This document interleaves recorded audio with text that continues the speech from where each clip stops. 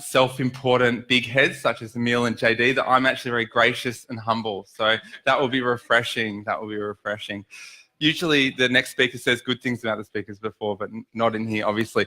So this is going to be a fun one, a fun topic. The reason it's fun is because it's a really quick and easy way to stimulate more sales.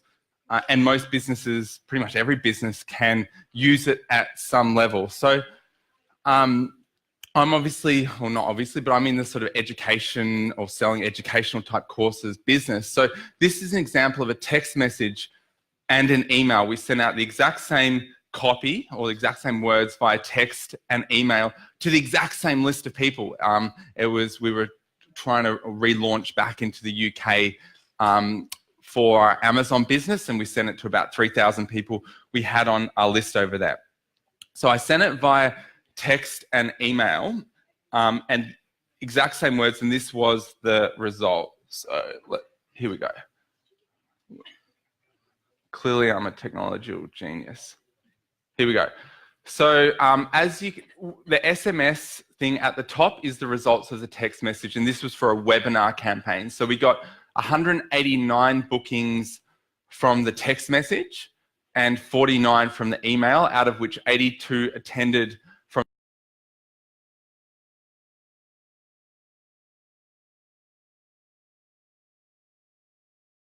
eight from the email, and 3 sales, which is roughly 12 grand or so of revenue from the text message, and 0 from the email. And you can then just see just how much more effective text message is. So it's not that sending out the email was, you still want to send out emails, but SMS is where you're going to be getting that 100% open rate, and often within a few minutes of actually sending it.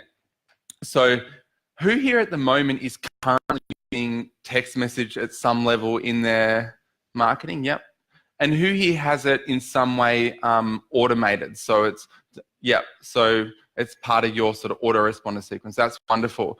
So the best practice is, once people are on your landing page and they're downloading your free report or opting in for whatever your free gift is to get them into your business, as JD talks about, you want to have it so that your CRM is doing some sort of, is not only doing email campaigns to them, educating them about your product and service, but you want to have it so that text messages are also going out so you can cut through. This is also something with your sales teams. You want to be really making sure they're not just leaving voice messages, they're using texts as well to cut through, because nothing cuts through like text cuts through, as we can see from that example. So what is the best practice for text message marketing? So the first thing is, are you collecting mobile phone numbers on your landing page? So are you collecting the mobile phone numbers? Like if someone goes to your website and they download it, are you getting their mobiles or just their emails? Who here is getting their mobiles? Yeah, so 2. Who here is just getting email at the moment? Okay, so adding the mobile phone field. Now, not everyone is going to give their mobile. Some people are going to give fake mobiles. But, I've got probably 50, 60,000 mobile numbers, and most of them are actually real. So people will give their mobile data. You can do little things like saying for VIP offers or something, just to sell it a little bit. But whatever happens, you want to be doing it. So what are the sort of text messages you want to be sending to people? So you obviously need a commercial outcome because you're paying for the text message. So, and that's one of the good things in a way, because some people don't like to do text messages much because there is a cost to it. So it's less crowded. You might get 100 emails in a day, even 100 commercial emails in a day, but how many actual SMS offers do you get? Probably, maybe 1 or 2 in a day. So it's a very uncrowded inbox. It's a very uncrowded inbox. And the biggest enemy of us as marketers, and we are all marketers, is clutter. It's not even so much the competition, it's actually the clutter. How do you get through to your prospect? How do you get retention in the blizzard of information they're getting each day? And so text cuts through that. So you want to be cutting through, you want to be sending them offers. So offers something special, you want to have some sort of time limit to it, because otherwise it's not really a special, it's just something. And make it so it's worth texting them about. So what are some examples of text message campaigns that someone in here has done in their business that has got a good response? Does anyone want to share? Yeah. Yeah. Yeah. Okay. So you're going back to old customers to reactivate them. That is just the gold. To go, I mean, not everyone can do this because some people have a one-time, it's a one-time service, but to go back to the people that hopefully know, like, and trust you and reactivate them is just gold. Also, your dead leads, the people that just never bought, and I'll talk about that in a second. So that's a good one, getting those people to come back and rebook. So a text, the thing about it is it doesn't need to be, you often see texts and they're just squashed because people are trying to squash it into one text, so they don't want to pay for two. I personally prefer to say what I want to say and get the offer across, and if it's two texts, I'll pay the extra. But on the other hand, you don't want to waffle. You want to keep, delete unnecessary words. And you'll need to provide a stop out option, but the text message service you use should be able to have that as, if it's a commercial message, then usually you need to have the stopped out option. Now, there's a couple of different things you can do. So you can have people just respond with like a yes if they want to take advantage of your service. Would you be interested in getting a free home and house security audit next week? Just reply yes to this text, and then they reply yes, and then you respond to book them in, or you're getting them over to you where they go and watch your presentation or book a free consult on that. So there's two different options. You will get a better response. You will get a lot more people respond if it's just a reply yes. If you want more info about this, you'll get heaps of response, to be honest, if the offer's good. But it's not as qualified as someone that goes to a URL and takes an action because they've had to take that extra step. So yeah, there's two sort of elements of that. So this is an interesting little one. Buy 2 Moo Cow burger meals, get 1 free when you present this SMS at any of our city stores. There's an expiry date. It's a pretty good offer. Buy 1, get 1 free is always a good offer. And yeah, that would be attractive. That would work. So that's an example of the sort of thing that you can do very easily on SMS. All right, so this is possibly the best text email ever. So we've all got people that were interested in our business but didn't buy from us. And then we just get this big list of people and we kind of forget about them as we go on to try and get new people. But the reality is only X% of people buy right away and the rest don't. Maybe they're looking competition, maybe they get busy, maybe they had stuff to sort out in their life, whatever. So the thing you want to be doing, and this is what you can go and do on Monday, is, Sydney, are you still interested in writing a book?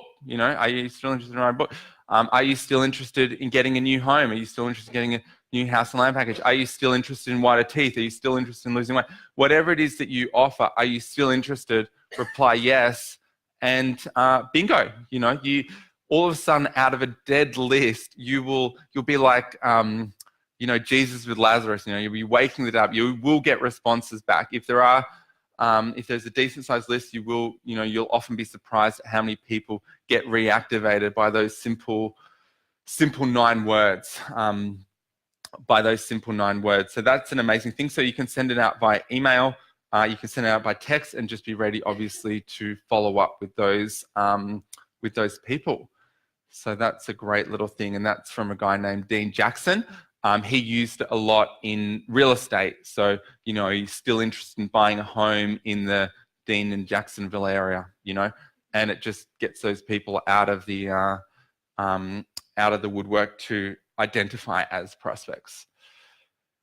All right, so the big point is lots of offers. So by email and text, because more offers equals more money. So the chances are most people in this room would make more money if they were making more offers to their database, simply because you're giving more people more opportunities to buy from you. So, for example, who here has made an offer to their past prospects, leads, clients in the past 2 days? By a show of hands. Yeah. Who here has made one in the last week? Oh, okay.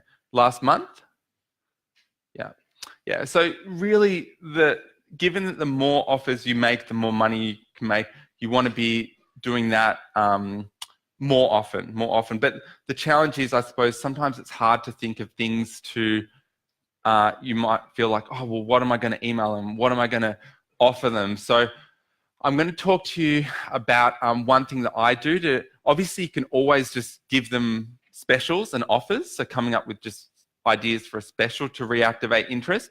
So like that Moo Cow thing, you know, buy one burger, get burger free for, you know, up till this date. So that's a special offer. So you can always be doing that. But one thing that I find works well for me is to be doing lots of emails and doing them in a way that's topical. So these are just some of the emails that have sort of worked well for us. So weekend pass, Amazon income replay available. So just telling them about a webinar. You know, one of our speakers was on Sky News and stuff. But why this is great is this is the click-through rate, right? So 269 people click through, 279 click through. So if these are people that are on our old, you know, email database, if I had to pay for all those people on Facebook, I'd be paying thousands of dollars extra to get those people from Facebook. So by going to your past list and getting as much juice out of them as possible, then you can minimize the amount you spend on advertising. So even though it might take me sort of 15 minutes a day to sort of get these emails done, I like to get them done, and it might take me 5 minutes or 10 minutes to do a text, and that does cost a bit of money. It's still a lot cheaper than having to go to Facebook or LinkedIn or Google and get a new client. So this is about getting everything you can out of the money that you've already spent. Now, ideally, you want to have people sort of opt into your business in some way through whatever lead generation you have. You do it via an autoresponder sequence, so you don't, the sort of buy or die. So, 7 emails to follow up, tell them all about your product and service.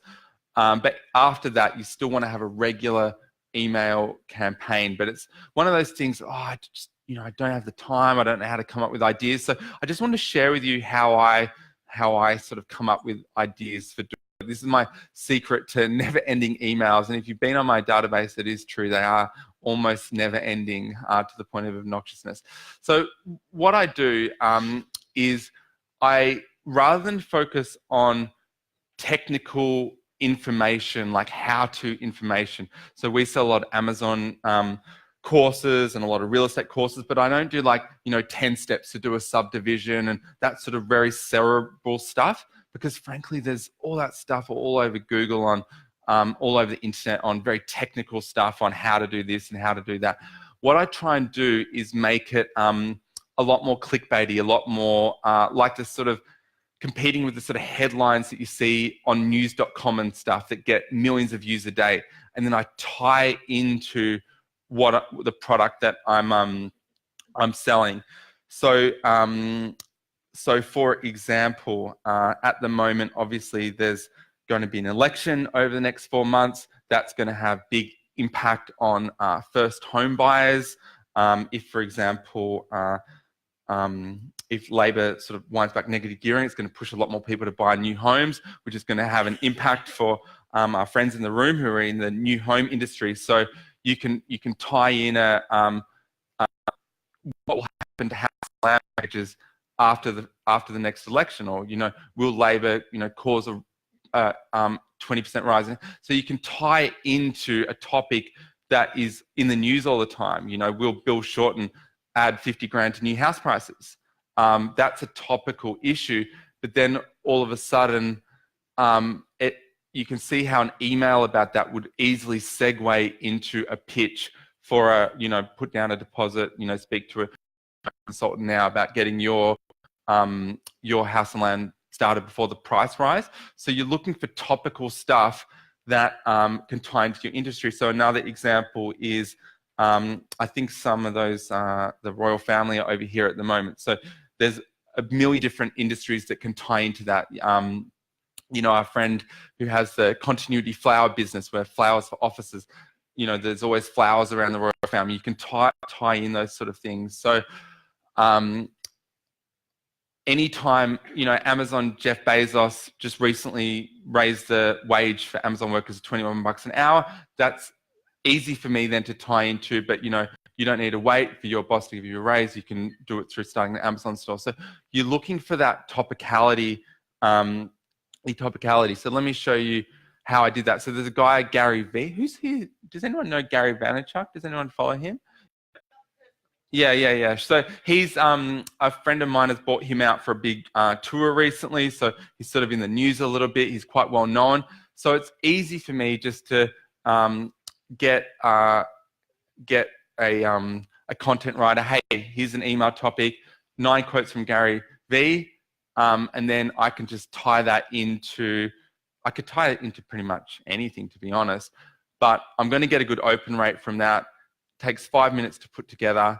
And it's a no-brainer. So you can get quotes from people that are kind of heroes in your industry, and then you can tie into your pitch. So who's got a business and they're sort of they sometimes have trouble kind of coming up with email subject line ideas? Yeah, I'll go this lady then, you, Joseph. Yeah.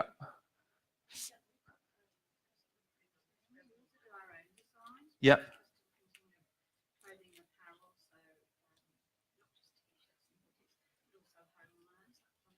Yep.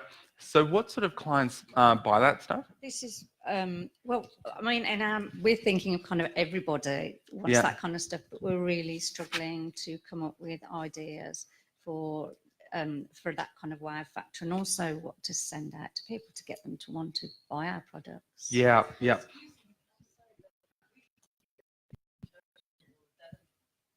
Oh, we're starting a custom design printing company where we custom design different products for people, homewares, as well as clothing as well. So we do our own designs, which we've come up with, but also to encourage people to send in their designs so that we can put their own designs on products for them, for them. So who's the ideal person that would buy that sort of product? Or one of the ideal people, because I'm sure there's a few. I mean, we were thinking along the lines of business people who wanted to improve the look of their business. Yeah. And we could do designs for them. We've got a graphic designer that we know. So like corporate, like polos and stuff for the staff. Who wanted to say they'd rebranded or something. Yeah. And we were thinking along those lines, but we also wanted to concentrate on people who use, we were actually influencers as one of them. We know that influencers want to use products, and they do promote companies getting stuff for free at the moment on their pages. But what we were also thinking was if we could help influencers, especially micro influencers, start their own brand as well. Yeah. So that instead of them just showcasing somebody else's product, they could actually start their own product. Yep. So like you mean like influencers like blogging and Insta and YouTube stars? Yeah, on Instagram. Yeah, the more micro influencers, because they seem to have more of an impact on the people who actually follow them rather than you know, the really big influencers. So that was something else that we were thinking. Wonderful. So in terms of that, in terms of businesses, it's you can tie it into things like, you know, 5 tips from Richard Branson on having a winning brand, because he's like a business leader. Most people in here would kind of go, yep, he's a kind of inspiration. And then the 5 tips winning a winning brand, and then you can easily tie that into, you know, how is your company expressing itself to the world, and it's a tire, you know, click here for a complimentary, you know, brand audit, blah, blah, blah. And for the influencers, that's pretty easy as well. So you can just do case studies of some of the influencers that these people would have heard of, who might be kind of famous through being influencers, and look at and do articles on how they've used merchandising and stuff to grow their income. So you can do articles on that, because that's a topic. Because you can actually be quite famous and still quite broke unless you work out ways to monetize it. Yeah, so if you can show them how to monetize it and have swag to sell their and the crowdfunding as well. We know that in the future, people are going to be trying to raise money for ethical businesses through crowdfunding. Yeah. So that was something else we wanted to try and target. Yeah. Oh, look, they're all good niches, and I suppose it's just doing campaigns to each of them and working out where is the easiest money, what is the hottest market. You're looking for signs of life. You're putting out your promotions, and where are the signs of life? Where's the easiest way to get orders?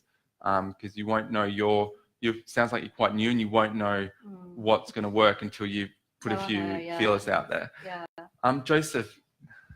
Yeah. Oh, I mean, Joseph, this is mortgages and financial advisors, right? So it's, I mean, that's always topical. So every single day you can go to the AFR, you can go to news.com, whether it's first home buyers, whether it's investors, whether it's the banking commission, there's always something, you know, what effect is the banking commission going to have on the ease of getting loans? You know, there's a topic there. What will the impact of a new the federal election be on the ability to get loans? What is happening with APRA and the lending market? You know, there's always topics. The key with your area, though, is how can you make it personal? How can you bring out the stories? So, you know, just telling the stories of the clients that you've helped within the context of those emails, because otherwise it's going to be boring. So you need to bring out the stories of how, yes, it might be harder because of APRA. Yes, it is an ever-changing industry, but here's an example of a family that we've helped, and here's how we help them. So bringing those stories into the emails, and the more stories you can get through those emails, the people that you've helped and how you've helped them, the better your life will be. So did you say you use a content writer?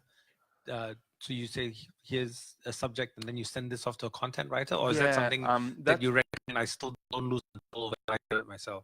So I personally do get a content agency to produce about 15 articles for me a month. I just give them 15 topics, and they come up with 15 articles, and that works well for me.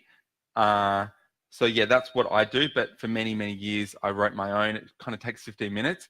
A quick way of doing it, by the way, here's a clever little hack. Who here finds it easier to talk than to write? Yeah. So what you can do is there's a site called rev.com, and it's really a place where miracles happen, because what happens is you can do a 5-minute audio on your phone, upload it to Rev, and an hour later they'll give it to you as a transcript for like $5. Transcript's Word, perfect English. You can send that out as an email, you can put it on your website, etc. So rev.com is the hack for getting content done super easily. Now, one other thing about writing great email content is if you're talking to a prospect, you can sell them, right? You can tell them why they should choose you and why your competition's basically a degenerate and their life will suck if they use the competition. You would have all the ways of doing that, but you don't always get to do that, right? You don't always get to speak to everyone. So what you can do is record your best salesperson, record yourself, then you put it into Rev, and then you put that on your website. So that makes life easier. And then you've got that pitch on your website, which is great. And you can do this for answering all the objections, having an FAQ that answers all the common objections people have about using your services. Record it, because you kind of know what they are. And then you've got your FAQ, which helps to resolve all their objections as well. And you can have that on your website as well. So that's really powerful. Is there anyone else that gets stuck on email topics or text topics that, yeah. I'll give you the microphone. Our business is supporting teachers with where we have a collection of teacher resources that we're in the process of selling online. And yes, so who makes the buying decision? Is it the teacher or like a school? It'd be the teacher, and sometimes schools. Schools are a bonus. Yeah, and how do you currently how do you get the teachers to know about you at the moment? Okay, at the moment it's face-to-face. Okay. We facilitate workshops. Yeah. And we basically we're just starting. Yes. Yeah. So what you want to be doing is setting up, and what's the biggest problem that you solve for teachers? Like, how do you help them? I suppose the biggest thing that we're focusing on is the saving of time. Yes. Yeah. So planning, teachers are very time poor. Yeah. So in terms of, first of all, you've got to build up your community. So sort of a white paper, free report that you can advertise on Facebook, how teachers can get an extra 2 hours of time back each day with these simple productivity secrets written by a teacher, something like that. So you're going to advertise that on Facebook, get them onto your list. When they download it, have a one-time offer for your pack that they can get there and then for a special price. So hopefully you can cost neutralize the cost of getting them onto your list. And then from then on, email after email of stories of teachers that you've helped, stories about the challenges in the modern classroom, studies about the challenges in the modern classroom, studies about productivity. So just stories of teachers that have used your system or how you've used your system, stories about how your system was developed.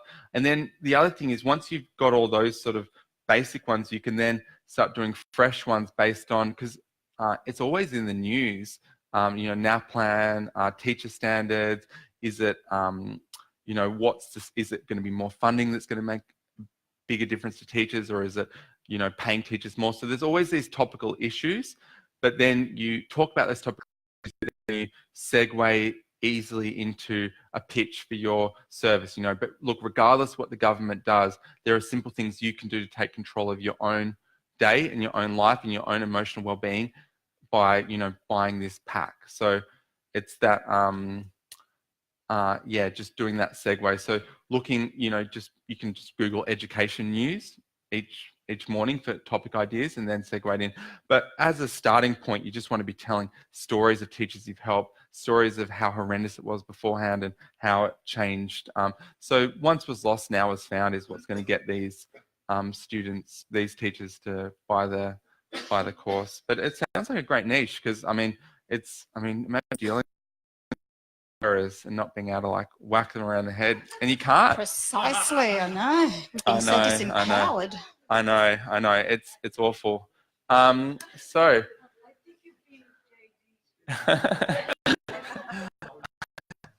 disclaimer: I don't hit my kids and I cuddle them.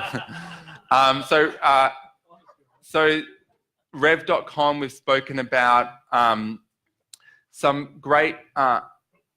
If you go to sites like Mashable, Business Insider, you'll see examples of emails and articles that are very sort of shareable and newsworthy and stuff. So you can often find ideas for emails from there. Obviously, news.com.au, the way they sort of dramatize and come up with the sort of stuff that is grabbing the attention of the nation. You can often find ideas there. The other one, and I didn't put that on, but check it out anyway, DIGG.com. That's a list of blogs, blog posts that are getting the most clicks and attention at the moment. You can search by topic, But you want to look for the big sort of sites in your industry that get the most traffic and most. Oh, we've got a question over here. digg.com. Yeah. Yeah. Yeah. Yes. Yes. And you can search that by topic. So DIGG, as in dig, I'm digging a hole, or I really dig that concept, but with an extra G on the end. All right, so what I'd like to do now is everyone just take 3 to 4 minutes with the person, or 5 minutes with the person next to you, and work out a text message and an email that you can send out on Monday morning to either get new business, or if you're still in the start page, to work out more what your customers want. So it can be a sort of information gathering, but ideally something that's actually going to get you either reactivate old prospects or turn existing prospects into more clients, or get an existing client to buy more from you. So stimulate commerce. So yeah, everyone take a few minutes and work with the person next to you to get a text message drafted. Hello. I don't actually have.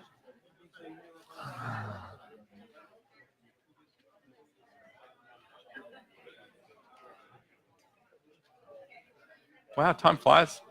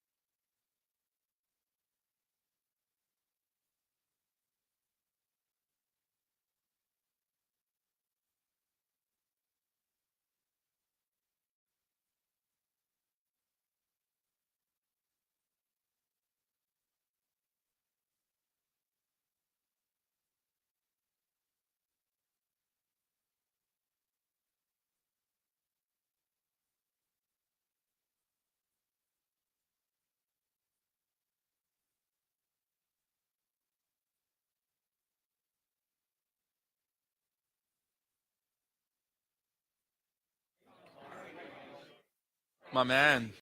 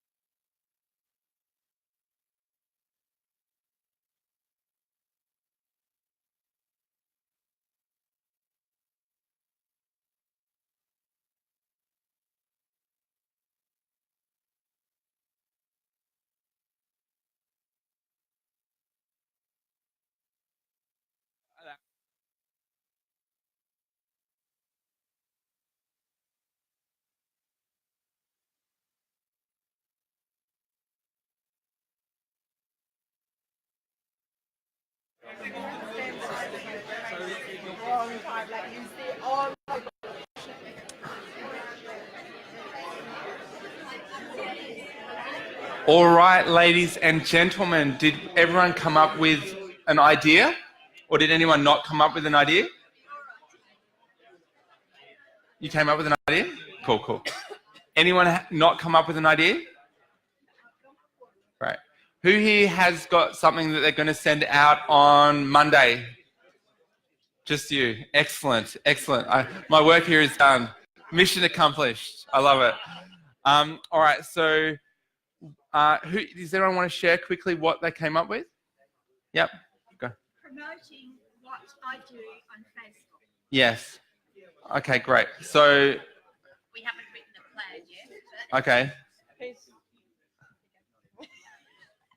Promoting what I do on Facebook. So you've written an ad for that? Yeah. Excellent.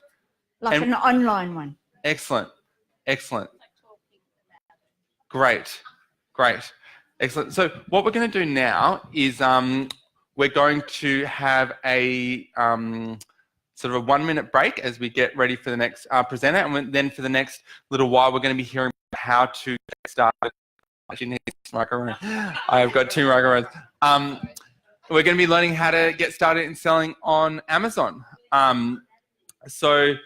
For some of you, this will be an excellent way to get your products to more people. For other of you, it might be something that you do on the side, just as an extra income opportunity.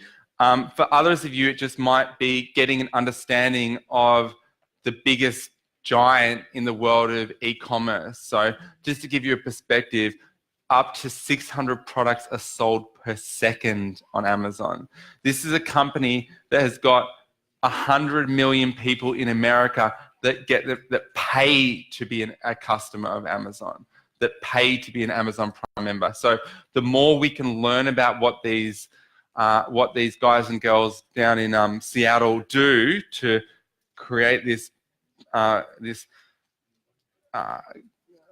what would you call it? This King Kong of capitalism, the better.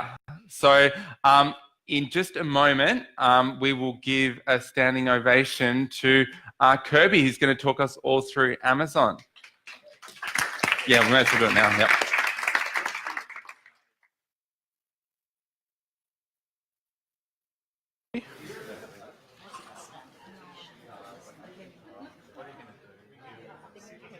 Have we got a clicker? Thank you. Thank you. Yes, thank you. Hi, everybody. It's a very exciting topic, very dear to my heart. John was talking before about, you can't stand too close to the speaker. Can I just butt in for a minute, Kirby? Sure. You're probably, because when John was teaching me about presentation and stuff, you probably need this too. Double microphone. Is that more stereo, maybe? Hey, Anderson. 1-0, okay? Yeah.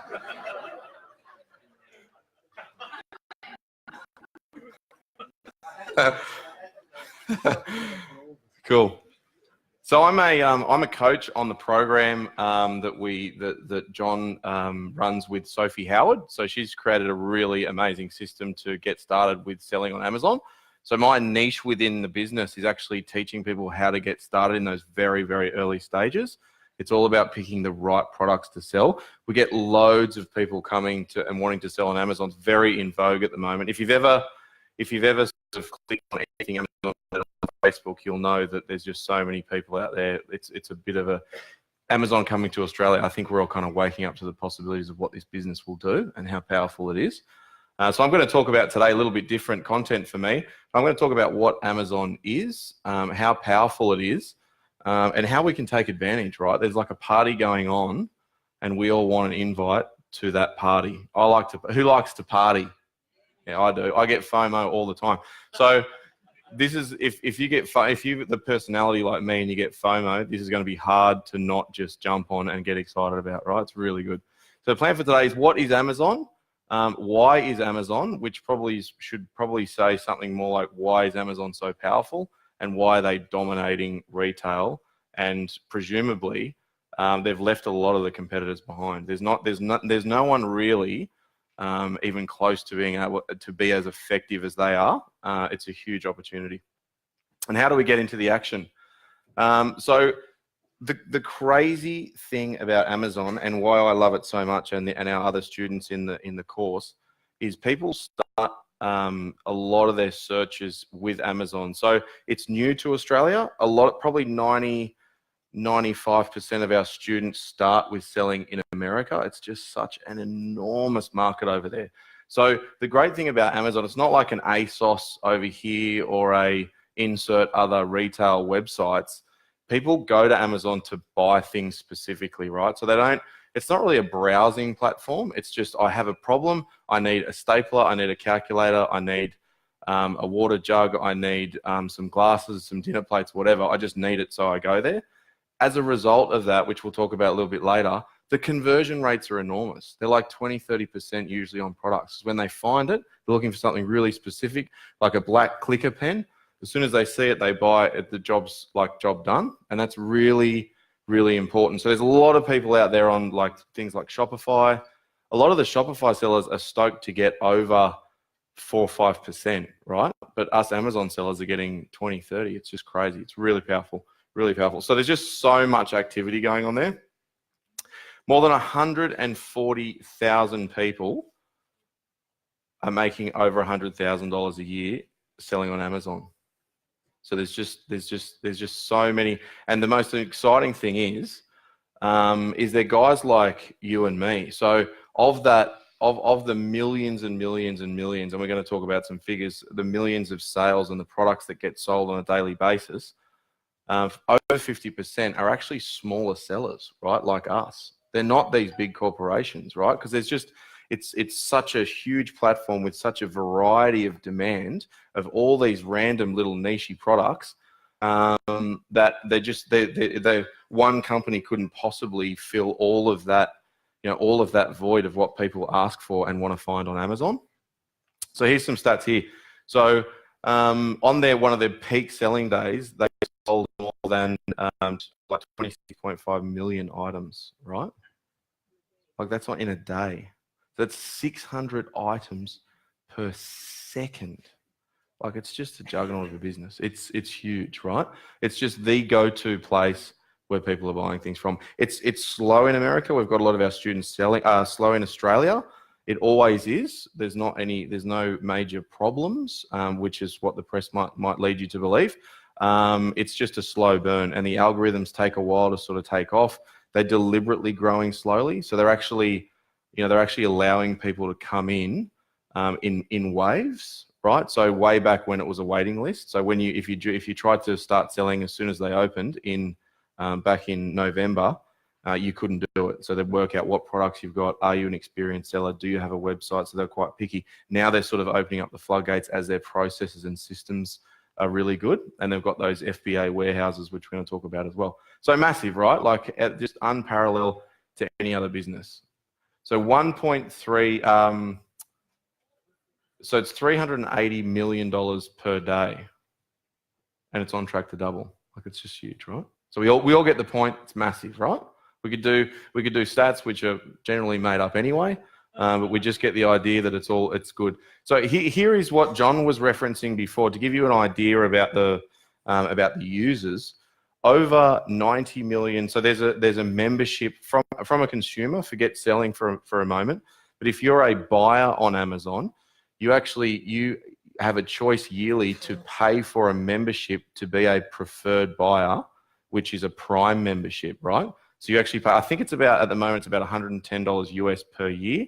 And that means you get free shipping on virtually everything. There's a few of the very small items that you might need to pay some shipping for, but generally anything over about $15, $20 is Prime eligible, and you get free shipping. So to pay that membership every year, you get free shipping, right? It's a no-brainer.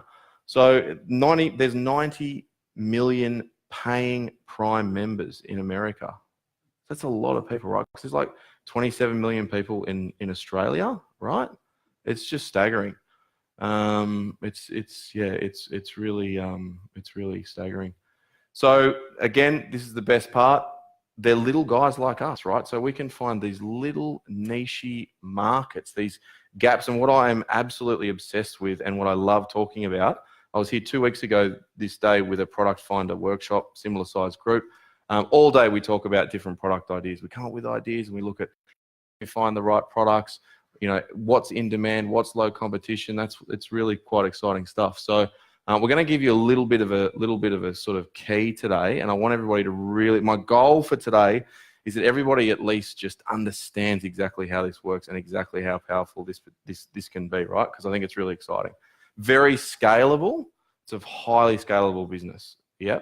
So selling one item on Amazon, let's talk about one particular item. Let's say we're selling, I actually quite like the idea of these. See the seat covers? It's a bit niche-y kind of item. So there's not that much difference workload, right?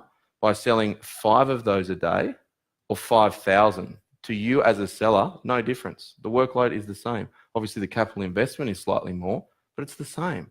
So scalable. And there's so few businesses that, you know, what business can potentially scale that fast without huge infrastructure? You know what I mean? Like particularly service-based businesses, it's very difficult. So there's a big river of cash, which I like to call the party. How do we dip into the flow, right? Where am I pointing this? Where's the machine? Here we go.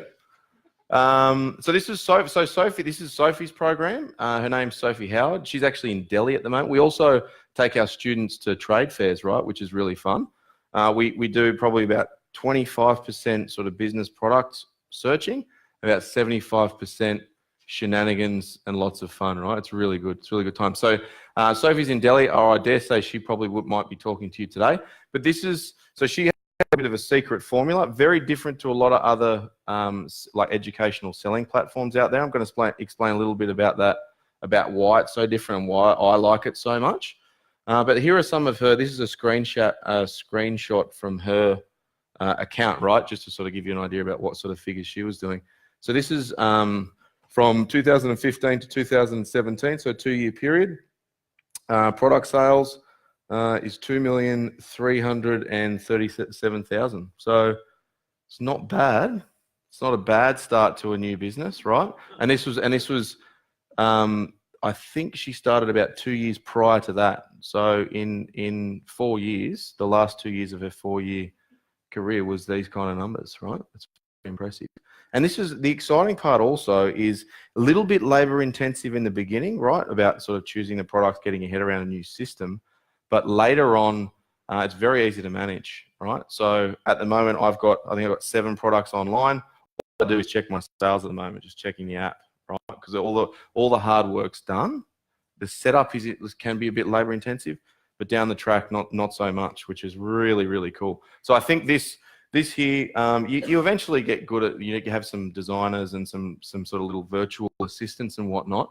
But this wasn't a huge, like, she didn't have big warehouses, you know, she didn't have like a big staff payroll, just herself and a few VAs. That was it. We've got a question somewhere. Yeah, sorry. Yeah, so the question was how, I'll repeat the question so you don't have to run around if you like. So the question is, how do you choose the products to sell? That's a really, really good question. And I could talk for probably 7 days on that specific topic. I'm going to give you later on a really good idea about where to start, right? It's all about, as an Amazon seller, because it's such a juggernaut, there's so much stuff online. It's like what's in demand and has low competition. We're going to talk a little bit about that, right? Which is exciting. So, but that's probably an amazing. We've got a book. Do you have a book already? No. Can we get a book? There's a book up the back. Can we give it to this lady? Because that.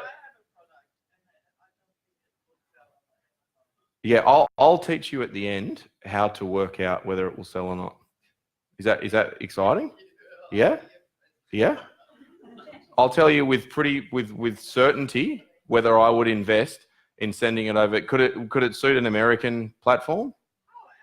Yeah, okay, great. Well, let's have a look at it. We can have a look. Bulky, that's okay. Bulky can be good, right? As long as there's margin. We'll talk about that too. Okay, so here is why are they so big and why are they dominating? It's just a website like every other website, right? So why are they so awesome and why can they fulfill so many orders at the same time? It's fulfillment by Amazon. FBA is what we call it. And basically what that is, so what Amazon, what they are truly, you know what they are truly? Yes, they're a website and yes, they sell stuff, but they are the most modern warehousing business in the world, right? So their warehouses are completely robotic. So they pick and pack orders, right? So for example, we're looking at that however many million items a day that they did. You know, that they can seamlessly get that out, right? Because it's just robots, right? It's not someone like going here and they're walking over there and going, oh, this is going to Jane Smith, right? Yeah, right. It's a seamless ordering, and that's what they've got. So that's why I think they're going to be untouchable. Like, it's scary because just to one company to have a dominant position in any market, I think it's not great. But I just, there's no one close to being able to pick and pack and fulfill orders as efficiently as they can. It's just, it's phenomenal. This is an example of their warehouse, right? So they just put all of your SKU, your stock, into a slot, and then when you get an order, boom, a machine comes in, picks and packs it, goes to a conveyor line, boom, out it goes straight away. So in metro areas, right, this Prime membership, in metro areas, often you will order in the morning and it will get delivered like that afternoon, right? And I live in Sydney. Don't hold that against me, right? I'm embarrassed to admit because it's such a beautiful state you live in. But for me to go to a Westfield, right? I live probably 4K from a Westfield, Bondi Junction, yeah? What's a turnaround trip to a Westfield, right? It's like an hour and a half, and the parking, and now they've got automated boom gates. You don't know whether you're under or over half an hour. You got to pull your credit card. Like, so much. And if you're going to get a package, if you need an iPhone cable, saucepan, whatever you need, like, why wouldn't you order in the morning and just have it arrive with no delivery charge whatsoever? Why would you ever go to a store again unless you're slightly rounder than most and need to try clothes on? That happens to me a little bit because I get my arm with the shirts, my arms are longer, so I've got to go and buy clothes.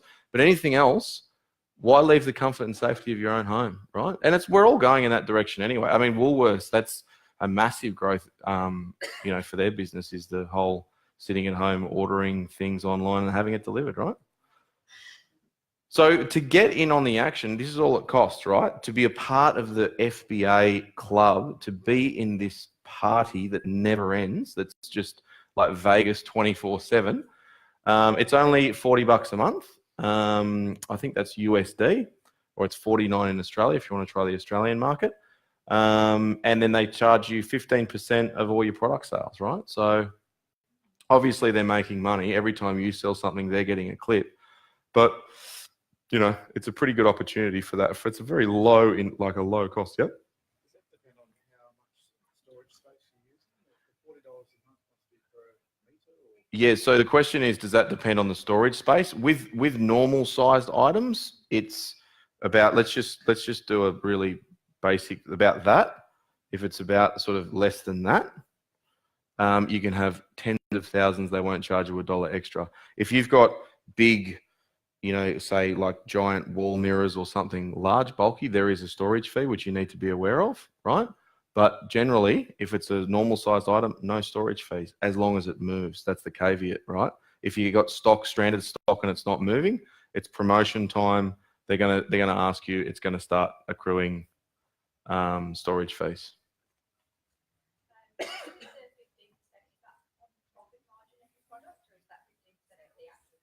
It's 15% of the gross sale, and then depending on the product and on the size tier, there is also another picking and packing fee, right?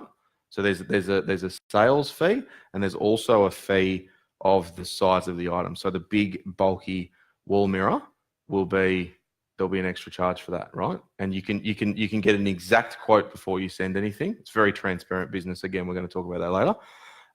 Very transparent. What was I going to say? Can't remember. We're going to keep moving. Okay.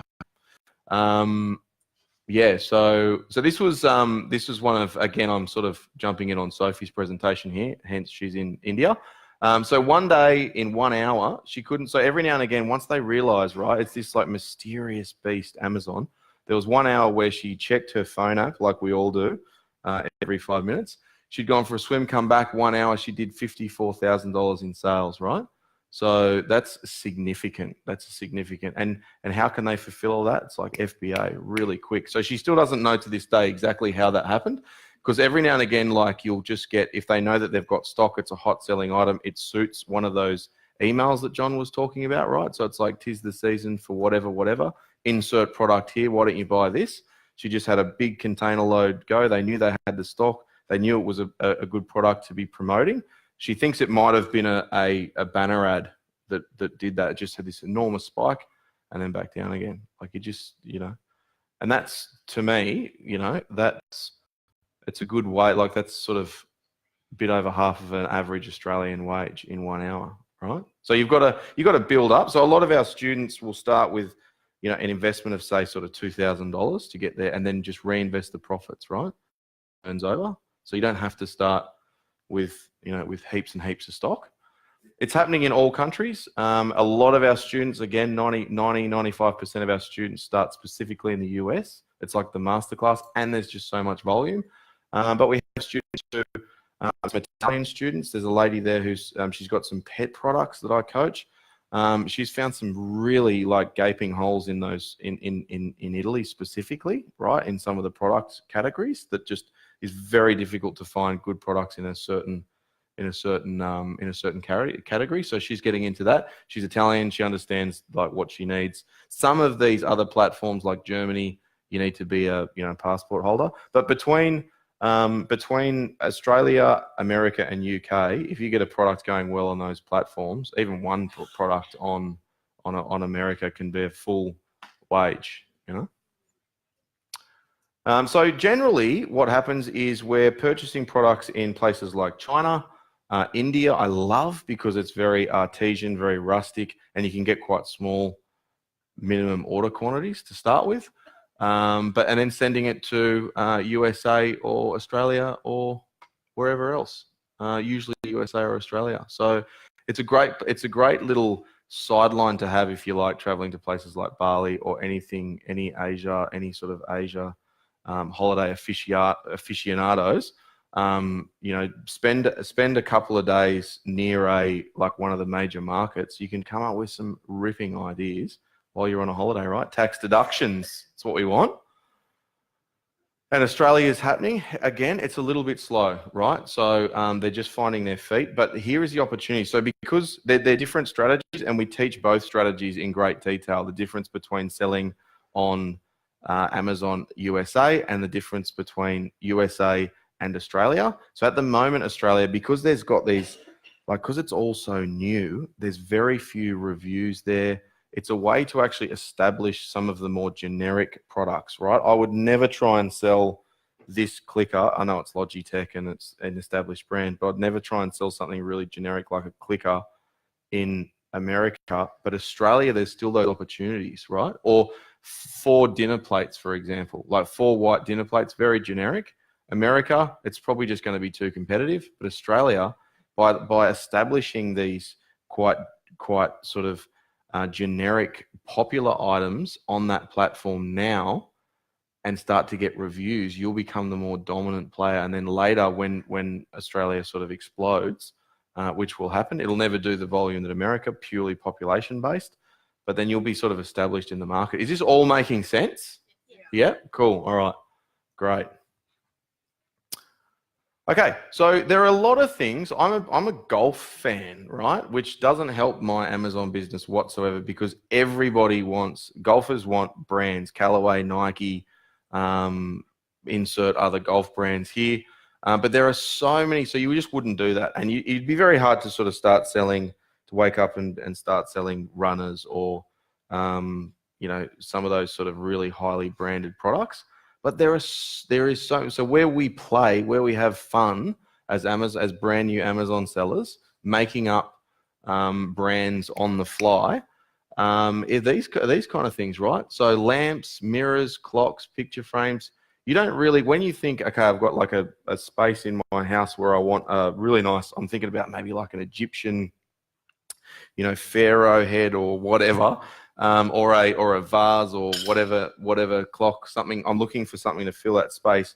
you don't really think brands. So there's a lot of products on there that aren't really necessarily like, the people aren't brand conscious.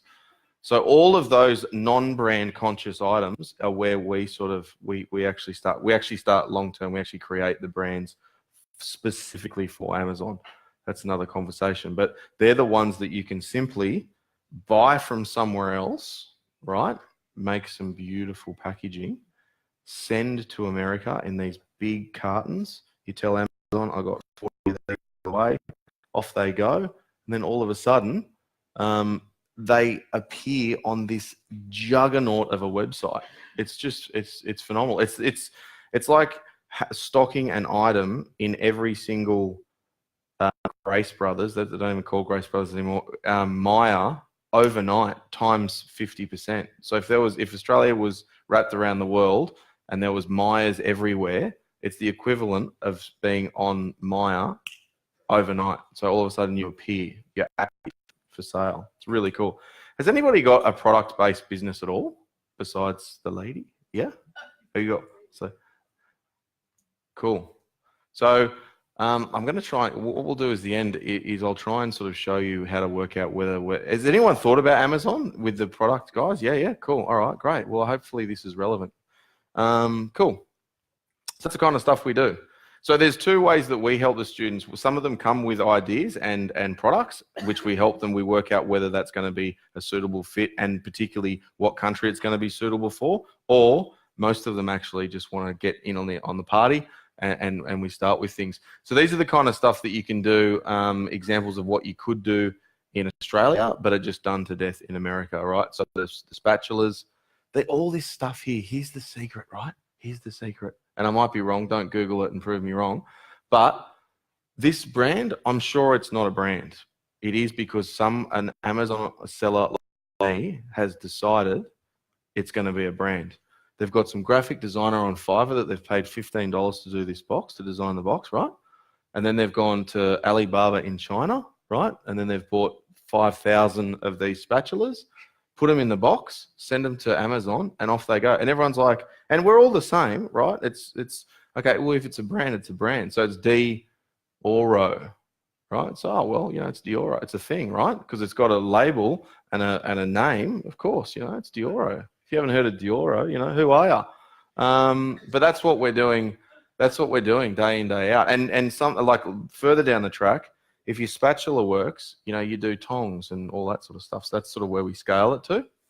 So here is the exciting part. Has everyone read Michael Gerber's E-Myth? Yeah.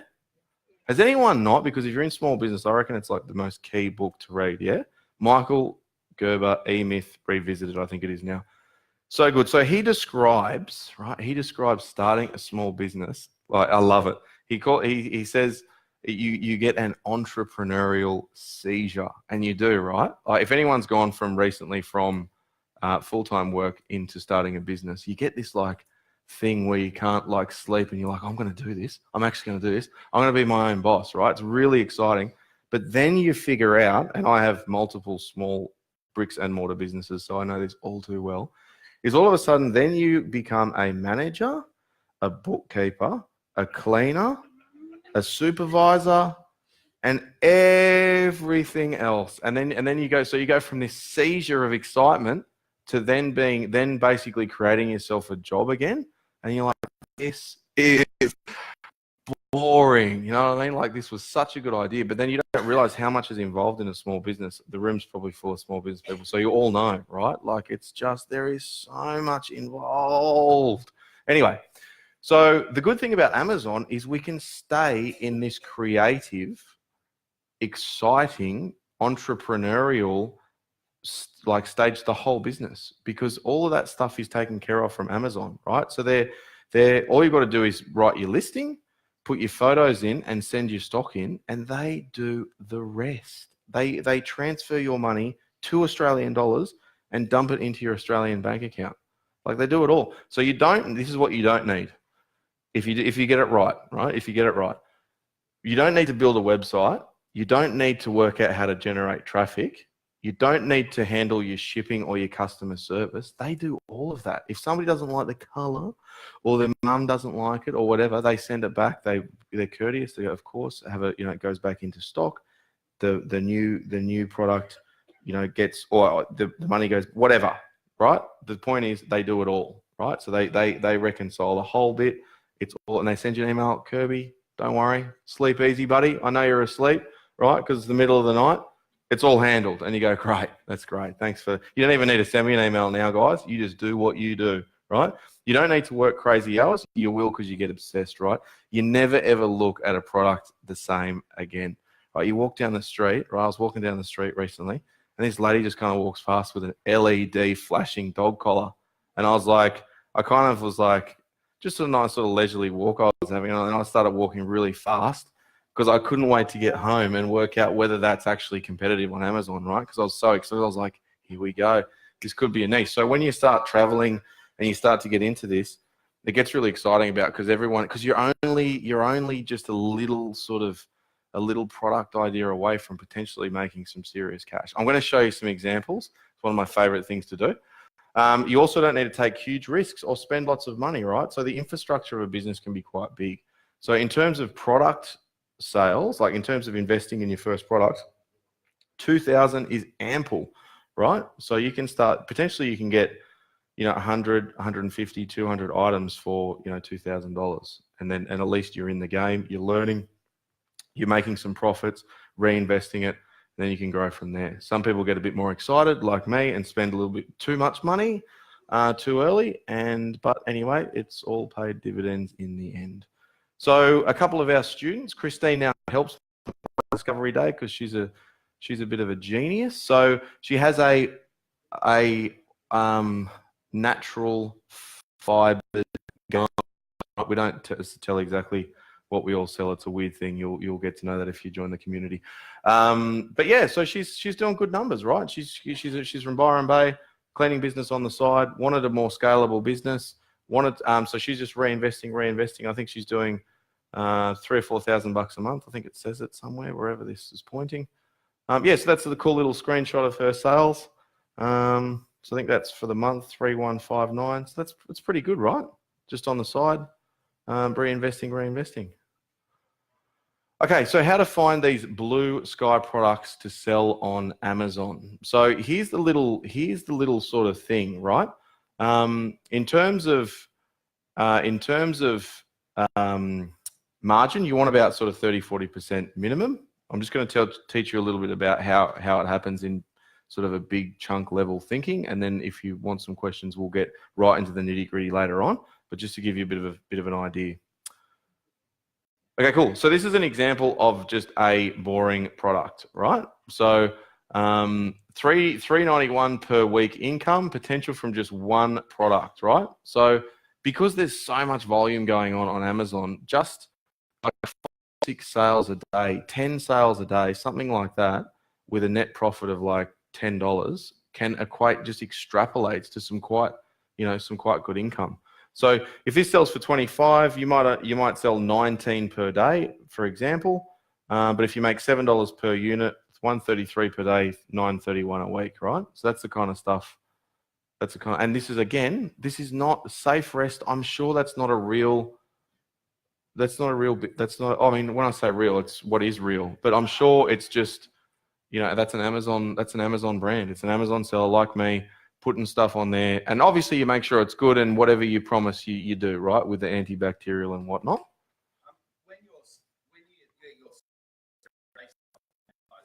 Yeah, it drops off, but then when you restock, they bring you back to your old position, which is good because it takes a while to get your sales velocity up, right? You just don't arrive on. It'd be good if you did, but you just don't arrive sort of on page 1, center 1 straight away. There's a bit of a strategy to that. We teach launch as well. And then, so the idea is we want to be in these niche products, right? So a lot of people go, oh, well, Americans love coffee. I'll do coffee mugs. No, too competitive. iPhone cables. No, too competitive. There's just pages and pages of items. But there are all these little tiny niche stuff. If you like massage, like Ayurvedic, whatever, or sailing, or you've got this weird hobby like God, what's that one with the little figurines and they sit around the table like nerds and they all have these fights, whatever. That stuff goes crazy. Like the hobbyist stuff is the best because Walmart don't have that kind. It's Warhammer. I just remember. Is it Warhammer? Anyway, yeah. And unfortunately, it's copyrighted. I've looked into it. But you look into the weirdest stuff when you get going on Amazon, honestly. So there's all these little niche items that still do enormous money. It's crazy. I'll show you some examples later on. So Blue Sky products, what are they? So it's basically, you can go to, America you go to China or America. If it's something that goes on the skin, or you ingest, you need some FDA approvals, right? They don't just let you make stuff up and have false claims and sell it. They want to know that you've got a track record. But the physical stuff, no questions asked, right? You guys could open an Amazon account tonight. It would be approved tomorrow morning in America if you've got all the documentations. Send a whole bunch of stuff the next day and be a seller in 2 weeks, right? If you're ready to go. It's phenomenal. If it's a physical product and there's no... and that's cool that they do this, right? So these are not the best examples, but basically there are private label manufacturers. We call it private labeling or white labeling. There are heaps of manufacturers in, John was talking about, keto stuff and all that sort of stuff, but they manufacture it with no label and go, just send us your label. We'll put it on. Oh, you're an Amazon seller. Yeah, cool. All right, I get it. We have other Amazon sellers. So you can do your own formulas. Supplements are a bit tricky, FDA again. But the physical stuff is just easy. It's just, there's no barriers to entry. So it's basically giving a product a facelift, right? So the key is to find something that's not in demand, like is not highly competitive, right? So the traps on things like when we go to the trade fairs with our students, sometimes, there's like, it will be the nicest wall mirror you've ever seen. Right? Like drop dead, you're drooling. It's so good. But it's not about how good it is. It's about how you can get found. So unfortunately, there's a lot of products that you just can't sell because it's just too, like a, Texter. How long would it take to sort of get your sales velocity up to compete with black Texter? It's just way too hard, right? So it's the niche little random stuff. So what we teach now, just to be really clear, what we teach in our course that's different to everyone else is having a portfolio of random products, right? Random niche products that have demand that sell, right? So if you've got a product doing 5 sales a day, maybe $10 US profit, that's great, $50 a day. We want you to have 10 of those niche products, right? Because the crazy thing about Amazon, because it's such a transparent platform, you can see there's tools you can see how many of a product sells a day, what the net profit is even. It's completely transparent with the software that all these other guys create, right? So you've got to kind of stay under the radar of these big anything that does sort of $20,000, $30,000 a month in sales, you're going to get copied at some stage, right? So our strategies, and a lot of people still teach this as a strategy. It's crazy, right? They say, do something that's selling really well, like spend heaps of money on launch to kind of manipulate the sales, and then just hope that nobody copies you for a while, right? And then you're gonna make a lot of money, but how long is that going to last? So Sophie is really big on. She's got a really good sort of like business acumen. She has fantastic relationships with her suppliers. She loves getting off the beaten track. Like Nepal, she sources heaps of stuff from. So really nice, like not like hammering people for best price and all this sort of stuff. And just having these really cool little products, these little sort of organic products, all ticking over, right? So we want to create a cool portfolio that adds up to a lot of income, not one product doing 100,000 sales, 100,000 in sales a year or a month, because you're always going to be a target. It's always going to be, always going to be trying to innovate over you and steal your thunder. So the private labeling, that Sophie, another part of her course that I really love and what we teach is don't muck around with your private labeling, right? Make sure it is drooly good, right? I don't know whether this is true, but apparently there's in the Apple, the guys that make the iPhone case, there's a department that works out how many seconds it should take to slide, the slide thing when you first get your new iPhone, right? Yeah, you slide it open. How long is it? Yes. The box. Yeah. Sorry, I missed the crucial piece of information, which is the box. So when you buy the iPhone, it comes in a box. It slides open. They actually have a full conversation round table about how long that should take, because the experience of getting that product, they want to blow you away, right? So for $1, and we went to a package factory, like boxes that even put iPhones boxes to shame for like $1.50 US, right? So if you've got a product, right, we looked at that, like for example, that it looked like it was coconut oil or whatever in that jar before. Imagine just the most drooly, awesome like box. And then when you're looking at a page and you're comparing which one to buy, again, so getting back to it, you know, Amazon is to buy stuff and need coconut oil, boom, coconut oil, boom. And then you look down, you like look at the first couple of listings, like, boom, wow, look at that. Oh, that's really nice. So much gifting happens on Facebook, on Amazon as well. So if your family's spread out in America, they just do Christmas shopping on Amazon. They just go, send this to that person, send that to this person. Yes, gift wrap it all, off you go, right? So it's sexy private labeling, like really sexy, right? Really important. So Sophie, we also teach later on, it's down the track. We've got our first student who sold their first business. Yes. But you can sell Amazon businesses, right? And they're good. They're like, so basically you're selling a login and an email address and your contacts, right? So Sophie's business that she sold was tea, right? So she found a one supplier in Sri Lanka, right? So she was traveling, she loves to gallivant around. One supplier that also supplied, what's the big coffee place? Starbucks, right? So they have all the FDA approvals, everything. She launched like 60 different types of tea, got one beautiful box, but different labels, exactly like what T2 do, right? That's a perfect example of keeping it simple, but really effective. So she launched the 60 teas because she just saw that tea was way under service. So we're tea, we're from the Brits, right? So we love the tea, but they still apparently, kettles in America aren't popular. They warm water in the microwave is how they make a cup of tea. Isn't that crazy? So she said, look, no one's doing it well, right? So let's do this. And then she sold her tea business for 6 figures. No, she sold it for 7 figures. But the niche was doing 7 figures, yeah. Maybe that's the next slide. I don't know, who knows. This was probably, so she was buying for $1 it would cost her for the box, right? And the tea inside, like leaves in Sri Lanka. That's how cheap it is. She's selling it for $22. So there's little opportunities like that out there. Changes your whole vibe. This is an example, a real life example of what you can do. So this was we actually did the Jungle Scout is one of the programs that you can check what everyone's doing and what everyone's selling. So this is for charcoal. Is it charcoal? Yeah, bamboo. I love this earthy. I'd put just vegan in there just for fun. Make sure it's vegan. You know, appeal to everybody. So you got your four little toothbrushes there. Cute little thing here. Beautiful little. Again, who knows who they are? It doesn't even say what the name is. I can't even work that out.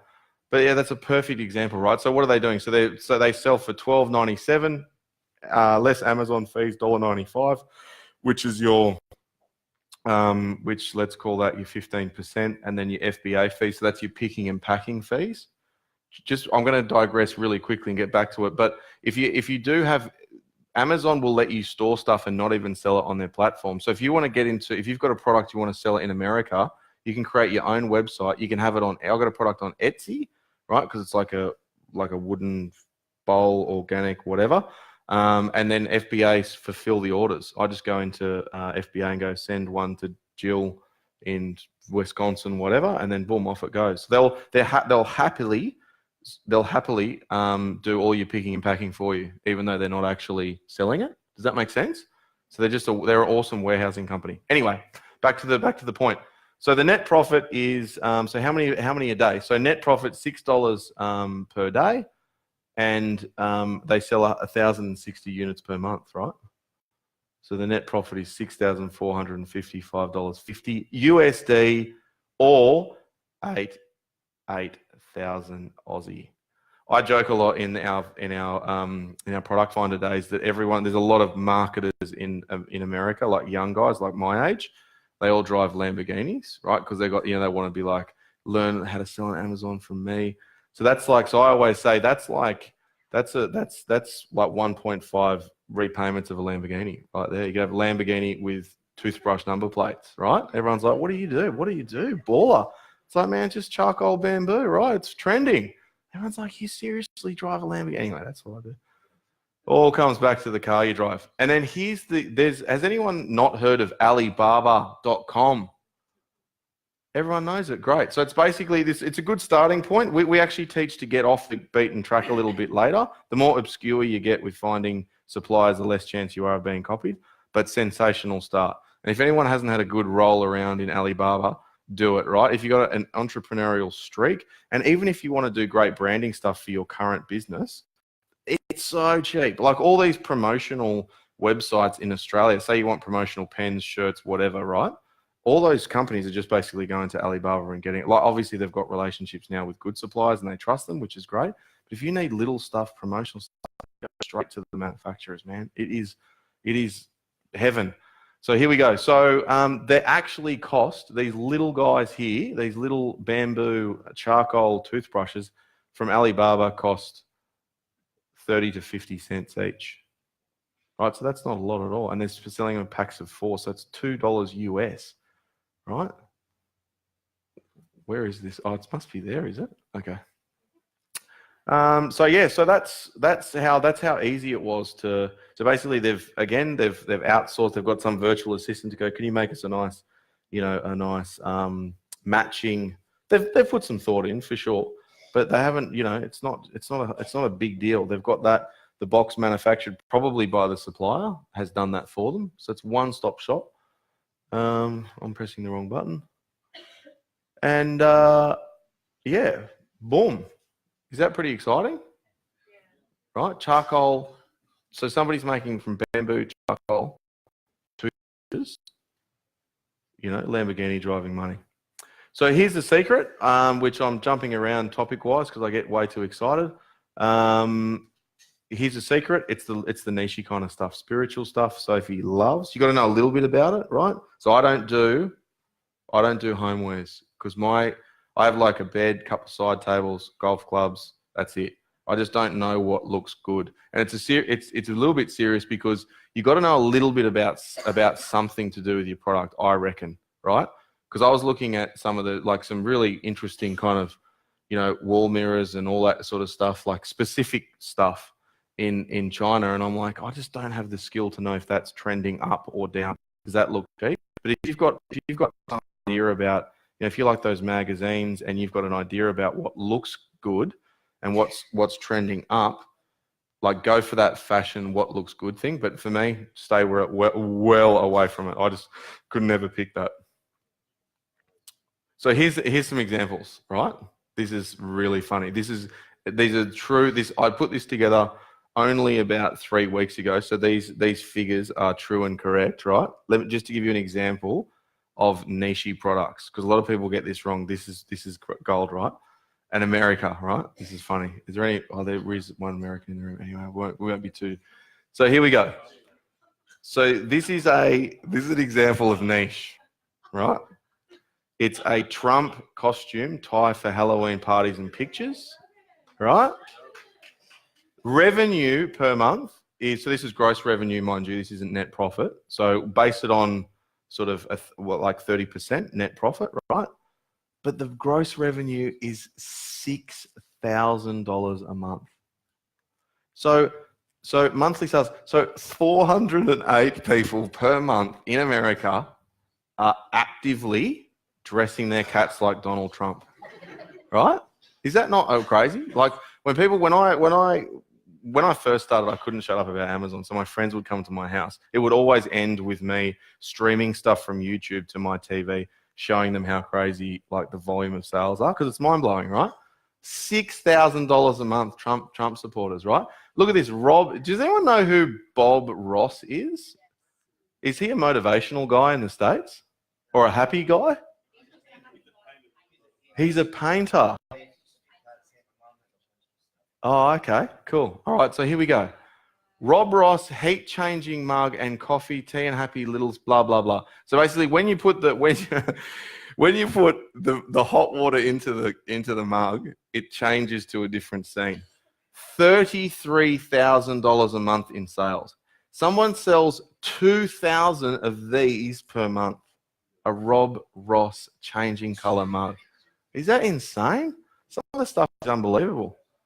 This one's great. I love unicorn stuff. This is a bit of a low price point, which we won't get into too much detail. Look, this unicorn cake topper with eyelashes and unicorn cake topper.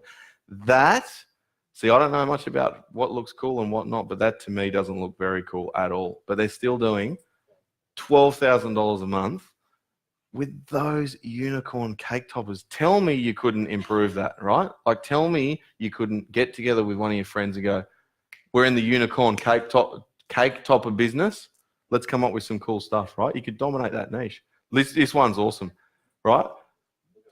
The adults, I don't know why, what would make an adult dinosaur or a child dinosaur? I don't know. Anyway, the mind boggles. So guess how much money somebody's making from this? Well, Mr. Lucky Sam is making from these inflatable dinosaurs. $176,000 a month. That is insane. Whew. And this one's gold. This one's gold because you can read into this, right? So these are silicon wedding rings, right? So when you go to the gym and you're doing your CrossFit and whatever, I don't have much evidence of how that works. But look at the amount of revenues in these silicon rings. And I bet you it's not the person buying it. It'll be the wife or the husband going, I reckon just, you know how you take your wedding ring off, right? Just put this silicon one on because then everyone knows, right? And you're like, oh, thanks, darling. Yeah, I'll put it on when I go to the gym. Anyway, look at the just like collectively, just on the top of that first page, there's, you know, $200,000 or $300,000 worth of more. There's probably $500,000 worth of sale in silicon wedding rings.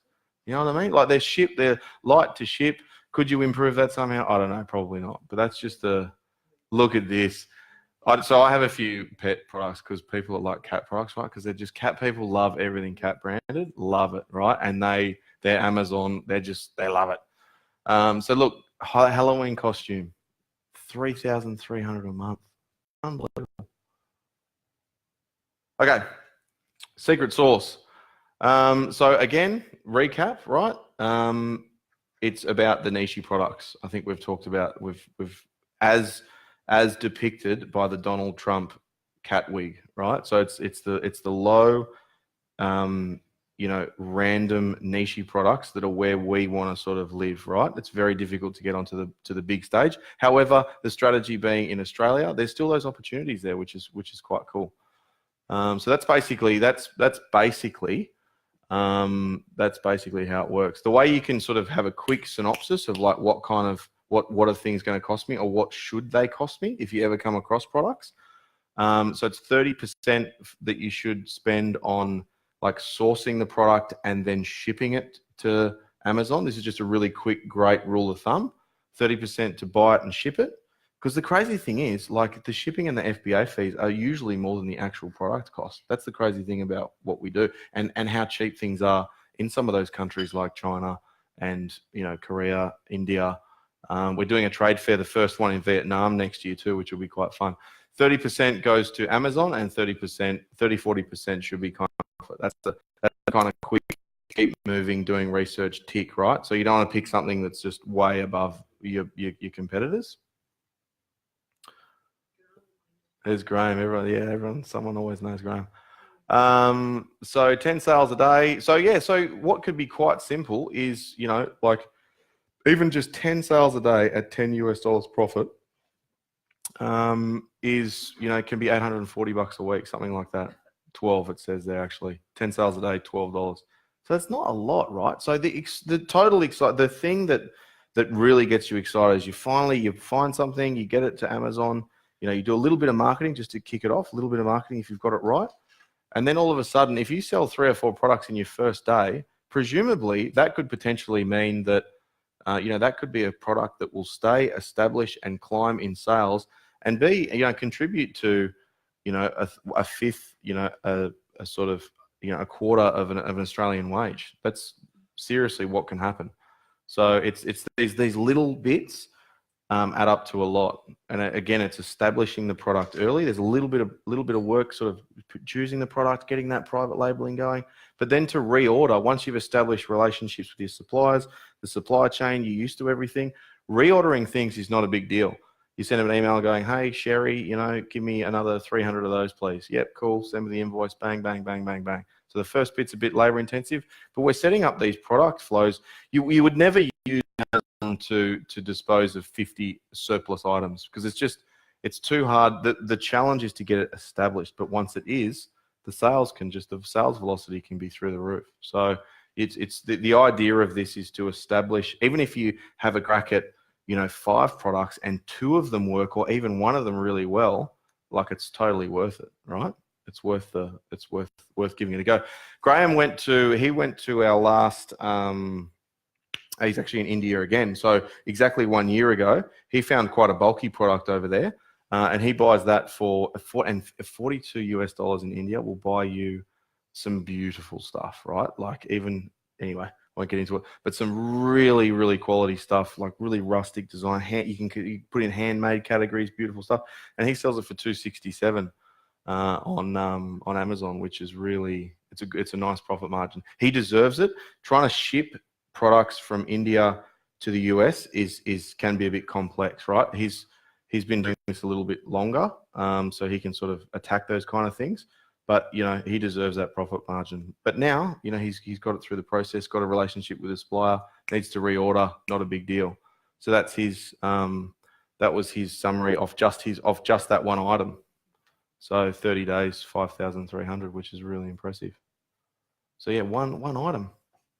That didn't look exactly what. So just to recap, right? Basically what we're doing is we're buying a whole bunch of stuff we're analyzing the market. We're looking at what's in demand, has low competition, right?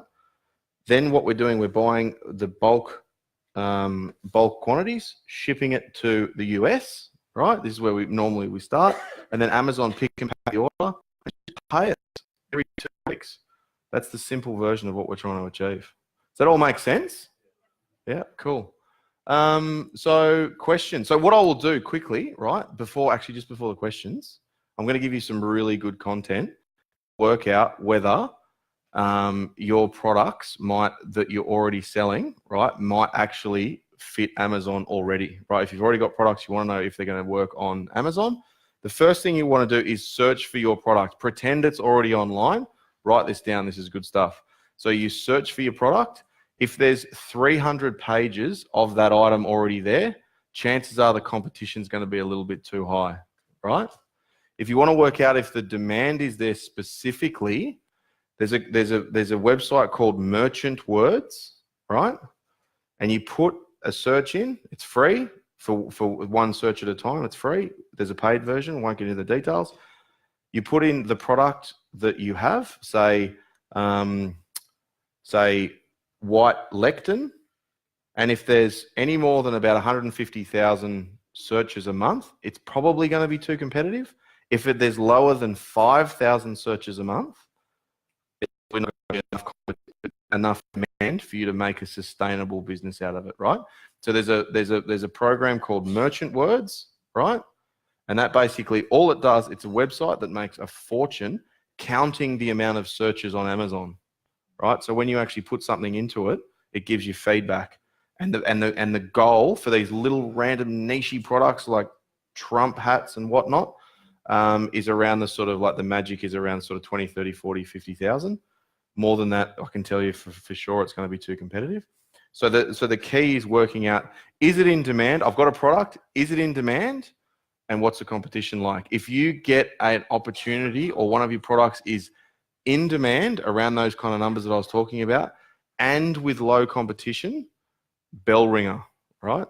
Get involved.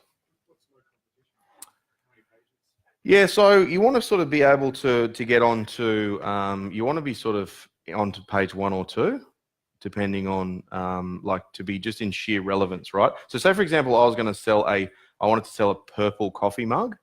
So I go, okay, I saw this beautiful purple coffee mug, or I've seen it on Alibaba. I want to know whether it's highly competitive. I'd type in purple coffee mug, and then if halfway down the page they start to be orange, other colors, things like that, that means Amazon is running out of relevance, right? Because all it wants to do, Amazon's a big algorithm just throwing things at you for you to buy. So if it's running out of ideas, that means on the first page, that means that you've got a pretty good chance of actually getting onto page 1 straight away. And then you want to be, there's another tool called Jungle Scout, which I'm getting into way too much detail. There's another really cool tool, Jungle Scout. That's where all these sales came from. This is a Jungle Scout extension, and it's just, this deconstructs the whole Amazon, right? So you just click this thing in your browser, boom, this is a paid thing. It's only $90, and it just spits out all of this data to go, okay, so all of your, if your competitors, right? So if you've got your product and you want to know that your competitors are making money and there's revenue, right, in this product, you want to see rev in this column. If there's zeros, heaps of zeros, or really low revenue, it's it's no good. So you want to make sure there's money in it, it's in demand, and there's low competition. Am I going over time? How am I going for time? Might want to wrap it up soon. You reckon? Yep. Beautiful. Okay, cool. So we'll take a couple of maybe like 10 minutes, like 5-10 minutes of questions. Yep. Hello. You'd be sorry you gave me a microphone.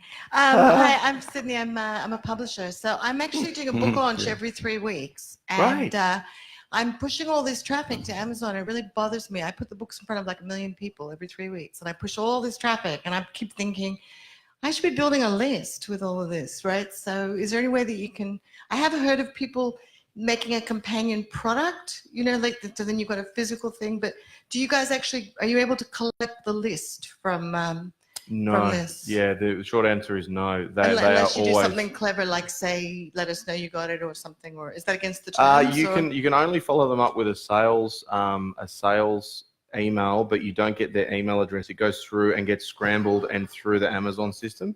So they're very protective. They're always Amazon's clients. You definitely can't take them back. It's just the way it works. Yeah. So you guys aren't really doing much with books. You're doing more with physical products. I had another question this morning about downloadable products. We don't really focus too much. We're very physical product based. So we're a lot of our course content involves suppliers, private labeling, all that sort of stuff. The purely downloadable stuff is, yes, you want to make sure it's in demand and low competition, but how that really works, I actually don't know much about the fully downloadable stuff yet. We're very physical product based. Yeah. Okay, thank you. Yeah, no worries. Cool. Sorry, and then we'll come to you. Sorry. I just wanted to know how your coaching product service works. Oh, cool. Yeah. So basically, I'll give you a really short synopsis. So it's about 5. I think I'll need to check on that. And it basically involves, we got so everything that I've talked about, we have a members area, right, with just heaps of content, all the way from, finding the product, launching the product. We have a really cool sellers conference. So Sophie teaches that herself. There's also product finder days, which I and Christine run for Sophie. And then there's also regular webinars. There's heaps of stuff, and you actually get a one-on-one coach as well, which is just it's so key, right? It's just so difficult to extrapolate. Like you're just about to spend like, $2,000 on your first product, send it all the way to Amazon, get all this stuff done. You got to check it off with somebody who's actually selling on Amazon, understands what you're trying to achieve. That's a big part of what the value is. So I've actually got at the back of the room, we've got a sheet if you're interested in maybe finding out a lot more, some information about joining the program. I've got times on Wednesday. You can pick yourself a time and I'll give you a ring. We can talk about, you can ask me whatever questions, maybe even some stuff. I can give you some ideas on some products that you already have, right? And I can tell you, I can do some data research and tell you what I think, whether it's worth pursuing or not, and tell you about like our program in detail. Thank you. My pleasure. Thank you very much. Yeah, thank you. I won't try and back that up. Yeah. Okay. Yeah. Sweet. Sorry. I've written a book for international students coming to Australia about manners and all the things we do, sense of humour and everything. I was just wondering, is that the sort of thing I could sell on Amazon Australia? Yeah, potentially. I think. Do they want to research? Do they want to know that before they leave? Potentially, it could be something. Where are they mainly coming from? Do you know? Asia. Asia. Okay, yeah, How to cool. use the toilets, how to use a dishwasher, how to use a mixer tap, Okay. how to hang your washing on the line. Is it going to be physical or downloadable? I've got physical books, but I Okay. could do it on ebooks. Yeah, look, if it was a physical book, you need to be friends with somebody with a Chinese passport, but you could potentially get it on. China have just launched Amazon. That would be a really good potentially opportunity to look at. Yeah, that would be that could be quite big. Obviously, the population there is enormous as well. Okay. Well, that's what we'd do. So we'd go into, like I said before, merchant words. We'd look at make sure there's demand, right? How things work in Australia, and then also make sure that if there are some how-to guides there, they're making money, right? And then if those things are tick, tick, tick, definitely. Okay. Yeah. Thank Sweet. you. Okay, I might just do one more. And then if anyone's got any like really pressing questions, you can put your name down. We can talk later. Yeah, maybe just, sorry. My question is just if you order a certain product or certain number of products, and you send it to US, and if it doesn't sell, do Amazon charge you warehousing fees or something after a certain time? Yeah, so absolutely they do. So the key is obviously that's why it's another reason why product selection is so important and why we spend as a course so much time on it, because you want to make sure that it's in demand, low competition, so it just is going to sell when it gets there. What we teach with that 40% margin, by reducing that, everything's price based, right? By reducing that, usually just flies out the door. If it doesn't after that, there are some other strategies with some marketing. I use Facebook a lot. I've got some barista products that are so specific, they're not even being searched for, right? So I use Facebook is so good. You can target, like I target people who like World Barista Championships, right? That's how specific you can be. So yeah. Anyway, I must pass the mic back over, the invisible or the second mic that I'm not holding at the moment, and we'll talk to you all. Put your name, give your name to Julie, and we can talk on Wednesday. Thank you, mate. Thank you very much. Good, mate. One. Thank you. Yep. Who enjoyed that presentation? Pretty magic, eh? Pretty good stuff. Okay, and I think it just continues on with what we have been boasting about, and that is the content's pretty rich. We've got half an hour. We've got 35 minutes to go. We're going to finish at 5 so that you guys can go and put your lippy on and get ready to come back here around about 6ish. I think we're coming back. Julie, is it about 6 here? Okay, and Julie just asked me, because we've only got 35 minutes to go, is just to ask you guys if there's anyone in the room that wants to come to tonight's Elvis Presley party, where Mark will be coming out and doing his Elvis show. We're having tapas meal here with drinks, and then probably around about 7:30, Mark will come on and do his gig. Anybody here that hasn't filled out their form, because you've got to fill the form out so we know what to cater for, that would like a form, because Julie just wants to hand that out to you. Anybody here that might be here yesterday, here, but you haven't filled out the form for tonight's dinner? Anybody? Okay, right. So if you haven't filled in the form, then you won't be able to come. So if you are going to come, just ask Julie for a form and she'll fill that in. Okay, so look, what we thought we would do is just in the last half hour, who would enjoy seeing maybe 1 or 2 hot seats? In other words, we have someone's business, we pick that business up, we bring it up on the big screen, we bag the crap out of it, and then we fix that business in around about 10 or 15 minutes. Anybody interested in that? Okay. So therefore, what we do, the first one we're going to critique is actually Mark's, Elvis Presley's website, okay? And Mark made the silly mistake of coming up and speaking to me at the back of the room a little while ago and said, listen, I want to run in a couple of ideas past you to get more of my Elvis shows booked into hotels and clubs and so forth and so on. And he'd put together a little sketch and to show me on the bit of paper. It was awful. And actually, the drawing wasn't too bad. You're not too bad. That was it. Yeah. Well, the drawing was quite good. You know. Now I tell a lie, because the idea was quite good. But I'm going to show off here, because in 5 minutes of just having an ad down the back there, there was a break when John Anderson had got you guys to write out text messages, and I'm going to show off, but this will show you if you hang around with the right people, then anything can happen. Did we come up with a brand new business idea in that 5 minutes? So can Mark have a microphone, by the way? Can we just grab a microphone to Mark? I don't have anyone here, so okay. I was going to say, my crew actually, been hogging them all. they're world champions at solitaire, and I just thought, unfortunately, they're winning most of the awards during my events. That's the only thing. Mark, can you pop up for a second? and Emil's going to come up too, and we're going to both criticise Mark. Mark, in that little 5-minute breakdown there, because you were dealing with people who are ideas people, do you think we've come up with a new business idea that might be potentially a good one? Who knows? Absolutely. Good. You know what? You know what? Just on that, after you announce the idea, I'll say something about that. Okay. Mark is in a business where he's entertaining. Okay, so therefore he's going to be at a club. He might be for some of the more wealthy retirement homes. They might be able to afford to pay him the $2,000 or $3,000, whatever it may be, to go and do a show. But mainly it's going to be clubs and hotels or events. So therefore, as he said, he's been a regular entertainer at Twin Towns, which is the biggest club in Australia. And he just said, look, we want to get more of those. And I said, well, that's fine, but you're going to be working hard. You're going to be working hard, because you've got to get out there. You've got to do the Elvis thing. You've got to, sing. It's not scalable. It's good, but it's not as scalable as it should be. And this stuff here that we're doing, we're not 25 anymore, and I want to make as much money about, what's in between my ears quickly, not slowly. So therefore, in our instance, we're spending a lot more time on webinars, okay? Because this is hard yards, this thing. I mean, I've just given up a weekend. If you do that too often, you don't have much of a life. And so therefore, we're really concentrating on webinars. And if you're selling advice, then I would suggest you might like to consider that too. But even if you're selling widgets, you should be thinking about webinars, and you should be thinking about scalability. And so when Mark was talking to me, I said, listen, let me throw this idea past you. Something that would really be scalable is Elvis happy birthday videos or happy anniversary videos, whereby I can come onto a website and it would be Elvis and Marilyn anniversary.com or birthday.com or celebration.com, whatever it might be. I type in my details that my husband snores at night time, but he enjoys soccer and he barracks for the Essendon football team, whatever it might be. He videos the birthday or anniversary message to them. It's a little 3-minute video, and then that gets played during their birthday as a surprise. So therefore, if he thinks it's a good idea, yeah.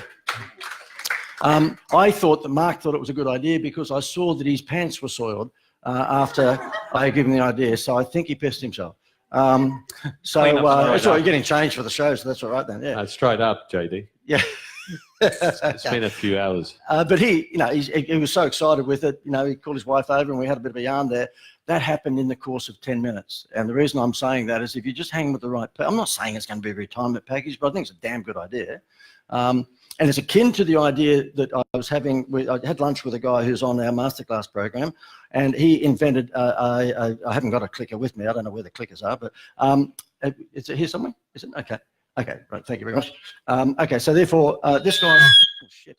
This guy invented something. I can't hear anything anymore, so I don't know. You can laugh as loud as you like. I'm not hearing it. So this guy invented what's called Stop It. And what it is that when guys are in mining sites and construction sites and those big machinery, if they faint or, God forbid, have a heart attack, they just faint at the wheel or have a heart attack at the wheel. They can't get to the emergency stop button in the tractor. Now, all of the big tractors and earth moving equipment have an emergency stop button, but if you've just had a heart attack, you're not going to think about it. So these things swing around and kill people. They just go nuts. And so this guy's invented one of these things where from half a mile away, you can stop the machinery. So you can imagine how valuable that is for a mining site. I mean, just the normal people that we are, we probably don't know the breadth of accidents that happen on these construction and particularly mining sites. But on average, about 29 guys get killed every year by a machine out of control, And it's a brilliant thing, and it should be law. I mean, he's trying to get the government to bring it in as law because then he'll just buy an island. I mean, and he said to me at lunch about 6 weeks ago, we met at Sanctuary Cove for lunch. And he said, and he and his partner were there, and we're sitting down. And now, keep in mind, my whole mindset is Netflix. My entire mindset is Netflix, and so therefore, you won't get me ever buying anything that's once, ever selling anything. So I will never sell a washing machine. Okay, I won't sell a TV because you're only going to get one of them. Huh? And so, people that come involved in this environment, the first thing that Emil and I do is say, okay, well, if you haven't got something that's got a monthly return, monthly recurring revenue. So if you don't have a business that's got monthly recurring revenue, which is the health fund that you're in, or Netflix, we try and develop that for you because that's where the money is. I mean, I can lose 2 or 3 clients this month and it's not going to send me broke. I just hold another one of these next month and fill the funnel with another 2 or 3 clients, okay? Whereas if you're selling a widget once and you have a shit month, how do I pay the bills, And so anyway, this particular guy, he was making this little Stop It, called Stop It, it was, security system, for $100 and selling it for $1,980, but let's say 1,000. So he had massive margin in it. And good luck to him. When you're the inventor and you're the first, then charge what you like. Look at when mobile phones, when they first came out. And it's only when competition comes along, you got to drop your price. And he said to me, JD, I'm just not getting it through, because we go to Rio Tinto, any one of these big companies that have got 20 or 30 of these big tractors or machines, and what would happen, the whole committee thing would come into play. And they'd go, oh, look, we love it, but we've got 30 big earth-moving equipment, so that's 30 times 1,000, that's $30,000 decision we've got to make.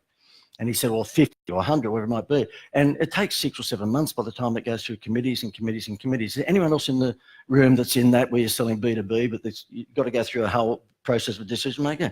I said, mate, why don't you just cut that short?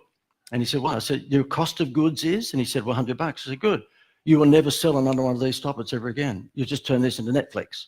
And what will happen is that you walk in, that guy won't have to make any decision with the committee, because they can make a decision up to a certain expenditure. If he's going to get 20 of these, 20 times $100.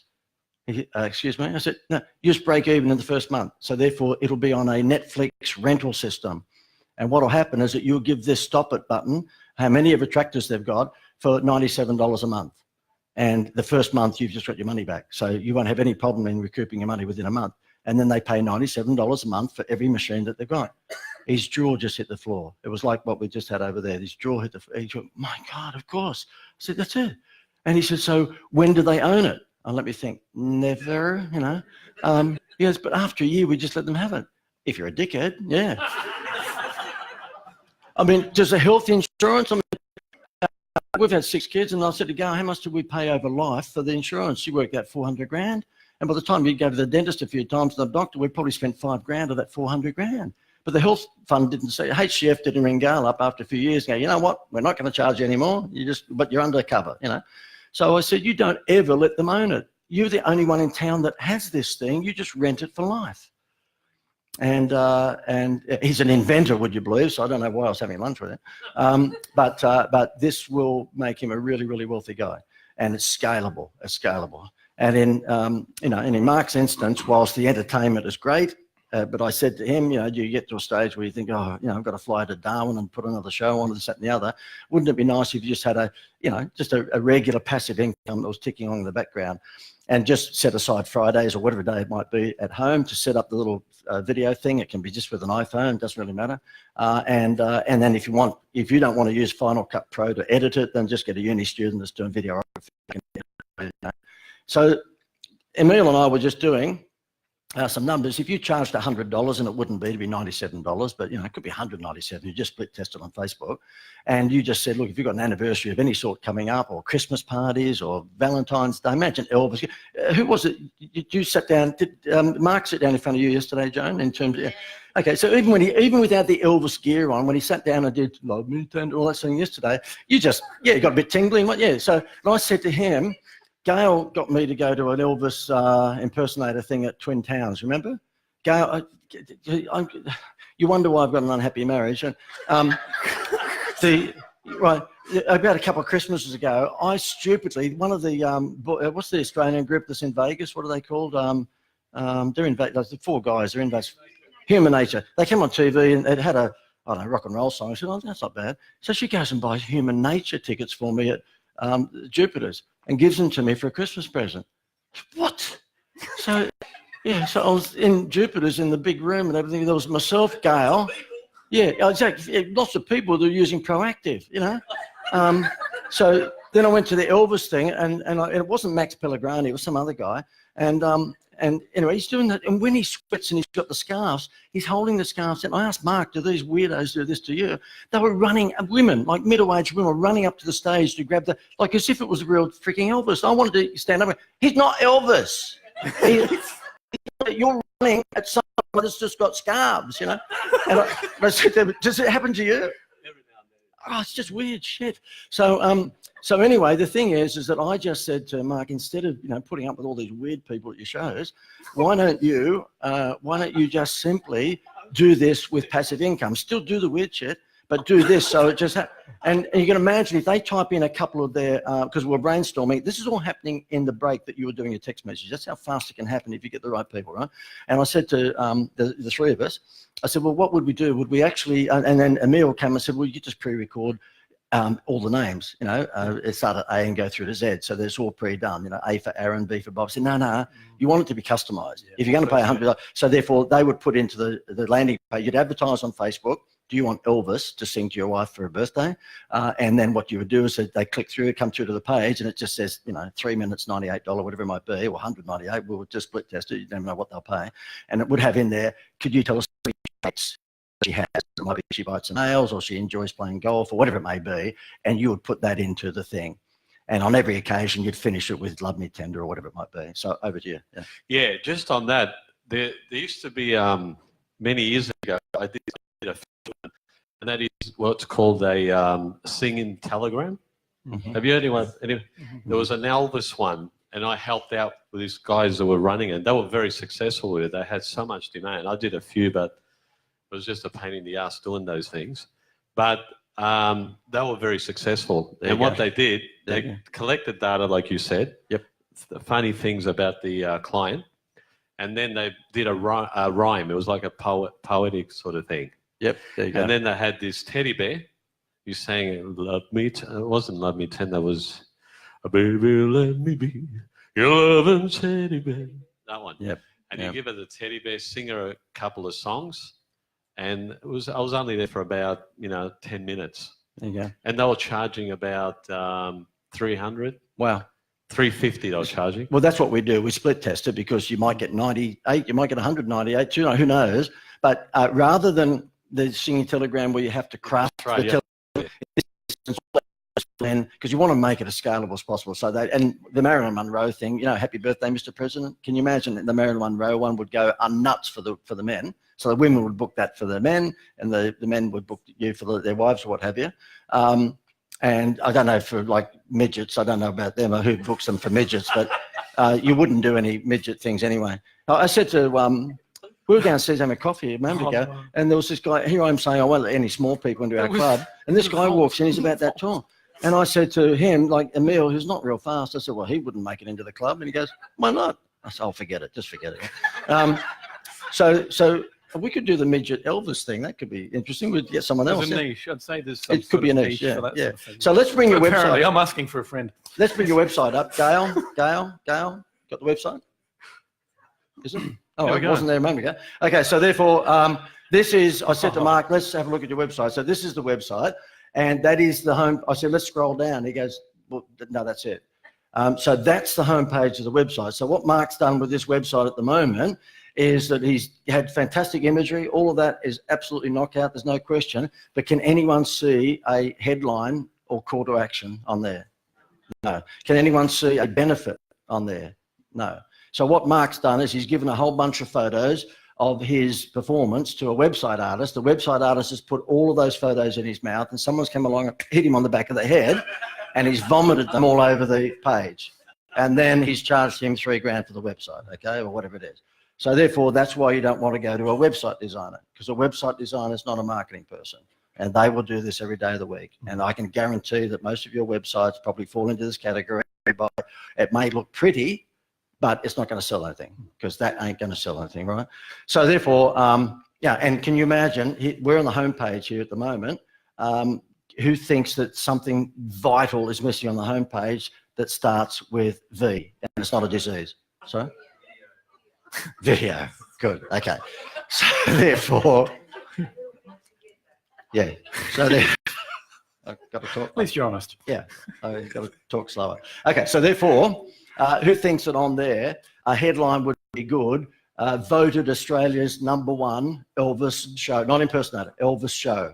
Who thinks that would be a good headline? Mm-hmm. Okay, there you go.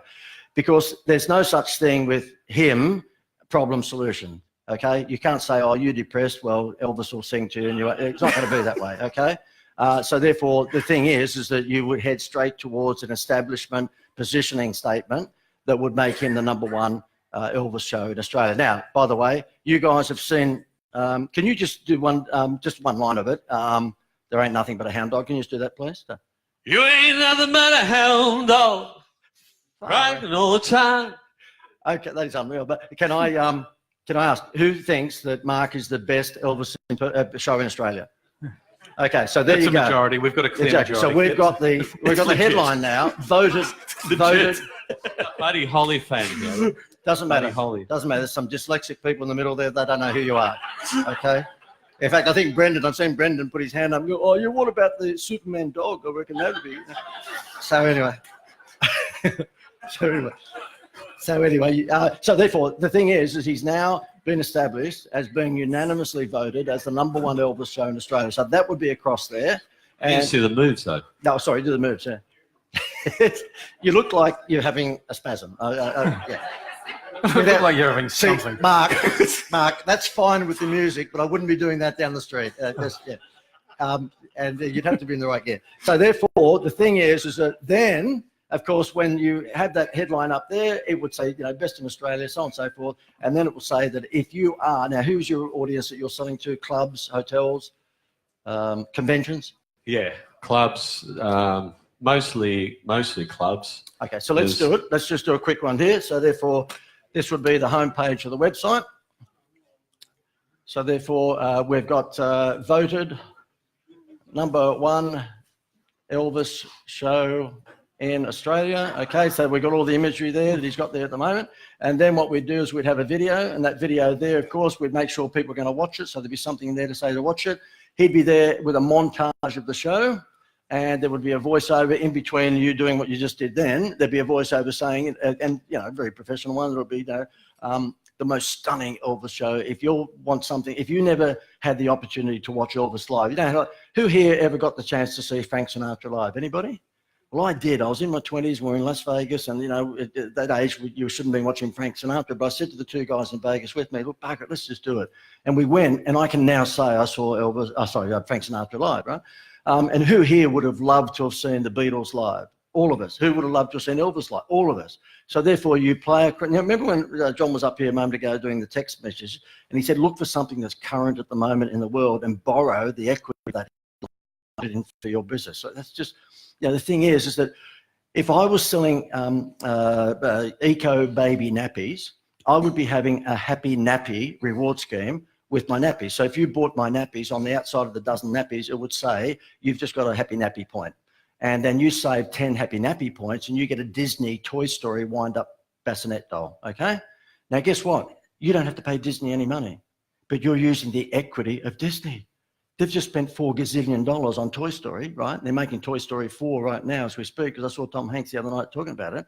So you have just borrowed the equity of Toy Story, but you're not paying any money for it. Because the people who made the Toy Story toy have paid Disney. You don't have to. If you give away a BMW car, you don't have to pay BMW. But what are you borrowing? BMW's equity, the name. So in this instance, what Mark would do here, he would be saying, listen, if you never saw Elvis live, and hardly any of us did, because I don't think he ever came to Australia, did he? He didn't, no. Well, here's your chance to get the next best thing. This guy's been voted like so close to the real Elvis, it's not funny.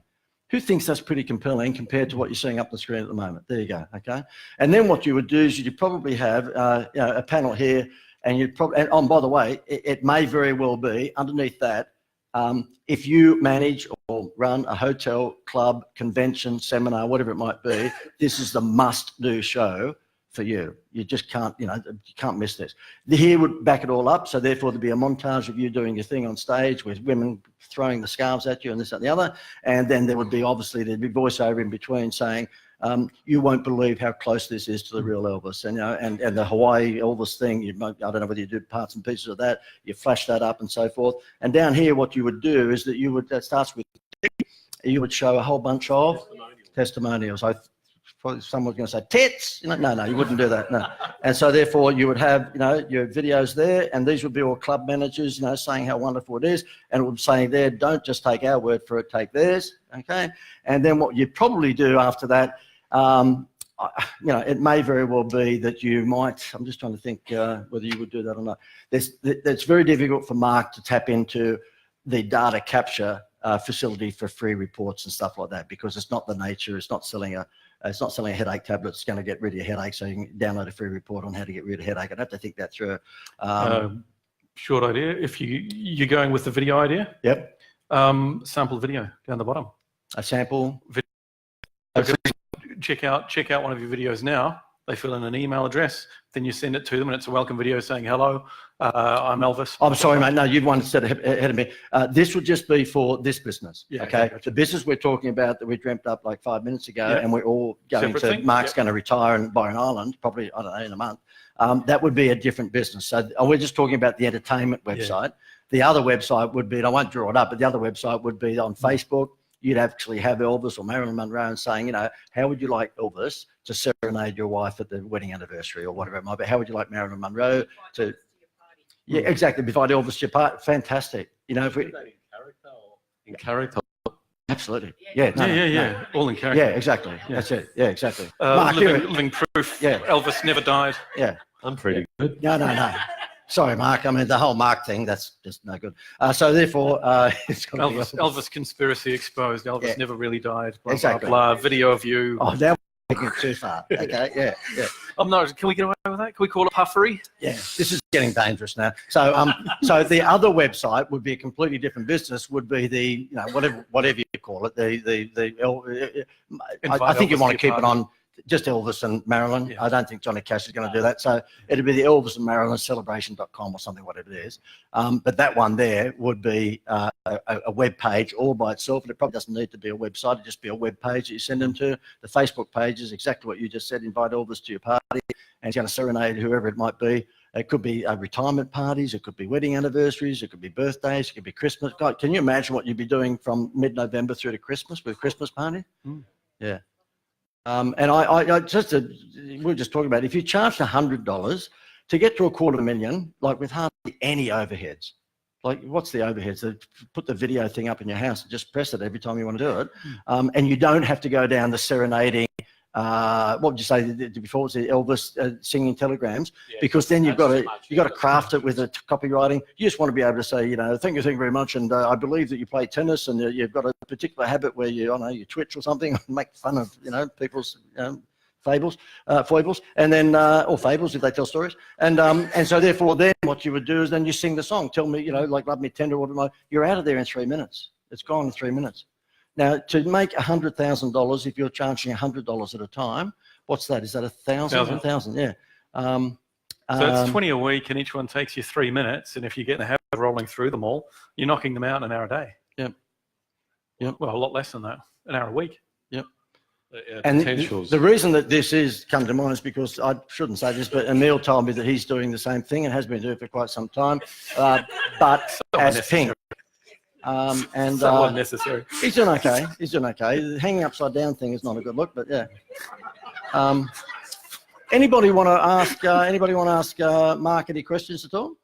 Nothing to do with Graceland, just normal questions at all? Okay, good. But who thinks that would be, I know I've milked it now, but who thinks it's a pretty good idea, passive income? Yeah, okay, right here. On top of that, the next stage would be to work out how to do the advertising. And it's an unknown, right? A lot of people out there, they don't know about Elvis impersonators doing the telegrams and stuff like that. So how are you going to let them know? Well, they're not going to be typing into Google and searching for it, but Facebook is going to pop up. And Facebook, make it an ad, not just your social and hoping that it's going to go viral or anything like that, but make it an ad. But with your ads, you can target people's birthdays, right? So you can target people with a birthday coming up at a particular time. If someone gets engaged as a wedding gift, someone might want to do something like that. So you can have a look at people's statuses, things like that. Then you've got Valentine's Day, you've got special occasions, Mother's Days, Father's Days, things like that.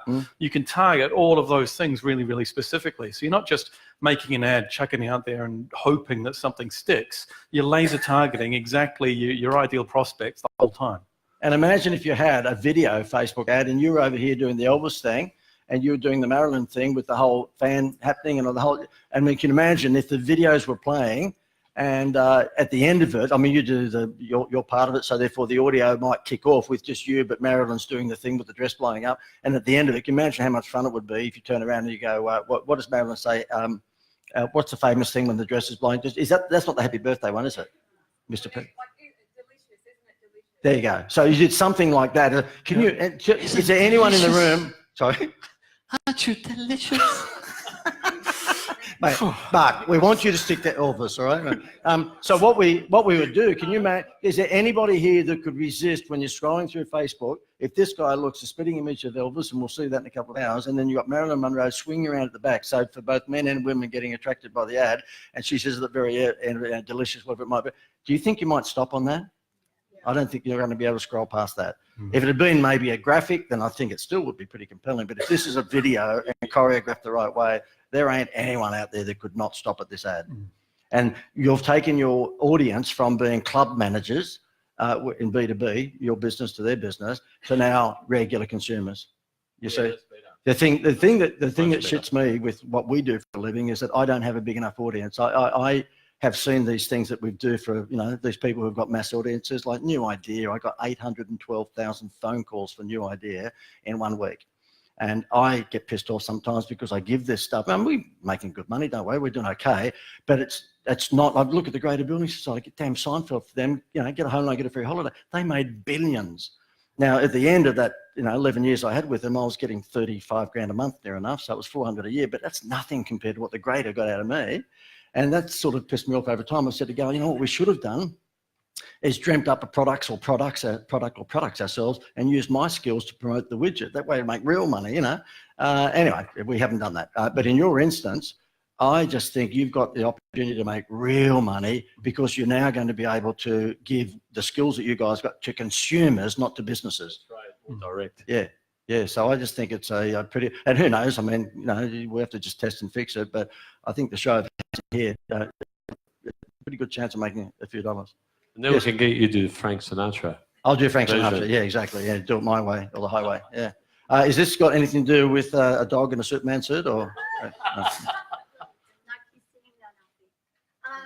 Oh, sorry, yeah, microphone, yeah. You didn't know what that was then, did you? Because the baby boomers are all getting to the age of, they're turning 70 or whatever, and we all love Elvis Presley. You could do a lot with the baby boomers, or videos and everything. You could do it for weddings. Imagine walking down the aisle with that video blaring in the church. It would really give goosebumps. Fantastic. And you could do funerals. I did a funeral music. actually. Yeah. You see, Joan, what happens? So what happens with you? What happens with you, Joan, is that you start up here, right? I've recently been joined by your friend. Eventually it goes downhill. And what she wants you to do at the funeral is that you come in as Elvis with a dog in a Superman suit. And you see everyone going, what the? Just everyone. Yeah, that was quite... No, but that's great. The actual wedding idea, I'm not real fussed about the funerals, but the wedding idea is great. Lovely. You really have done a funeral? I have, yeah. One. You've done it like what do you sing it as? You ain't nothing but a dead dog. What do you sing? No. It was because it was a guy. He was selling the son. He's got a music shop, very successful music shop in Parain. Oh. No, but his mum, and he's a massive Elvis fan. Oh, okay, right. Yep. So what I actually sang for was My Way. Okay. That was one, and the other one was American. When the coffin, when they started to take out the coffin, walk out slowly from the outside the church, I started singing American Trilogy. Anyone know the song American Trilogy? Yeah. And you had the drums. Yeah, that's fantastic. And they're slowly walking out. Oh, that's nice. And I was singing that. I was. Well, the trilogy. I mean, that's one of my favorite Elvis songs. You just knock out the big crescendo. That's awesome. Oh, it's my favorite. Yeah. Yeah, well, that's not Elvis. So. Knocking on Heaven's Door, yeah. Oh, that's Bob Dylan, isn't it? You see, that's where I only go, as you know, I've got a particular line in the sand, but you people have just gone over that line. Yeah. You're the wrong ones, not us. Yeah, exactly. That's exactly. That's But that's lovely. No, actually, all jokes aside, that's a lovely tribute. Who's hoping that what Mark does tonight is one of the songs is the trilogy, the American trilogy? I love that song. Can you do that tonight? I better do it for you then. Yeah, that is knockout. It's a very emotional song. It's my favourite song. Yeah, me too. Can I ask a question? Yep.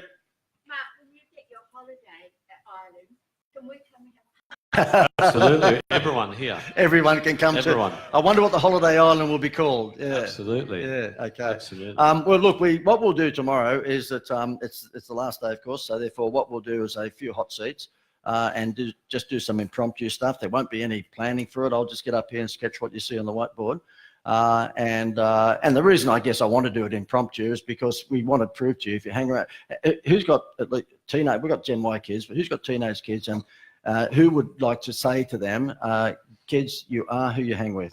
There was a guy, famous guy called Jim Rohn, who was on the Seminar Game and so forth, and he had a saying which basically said that you are the average of the 5 or 6 people you hang around with most.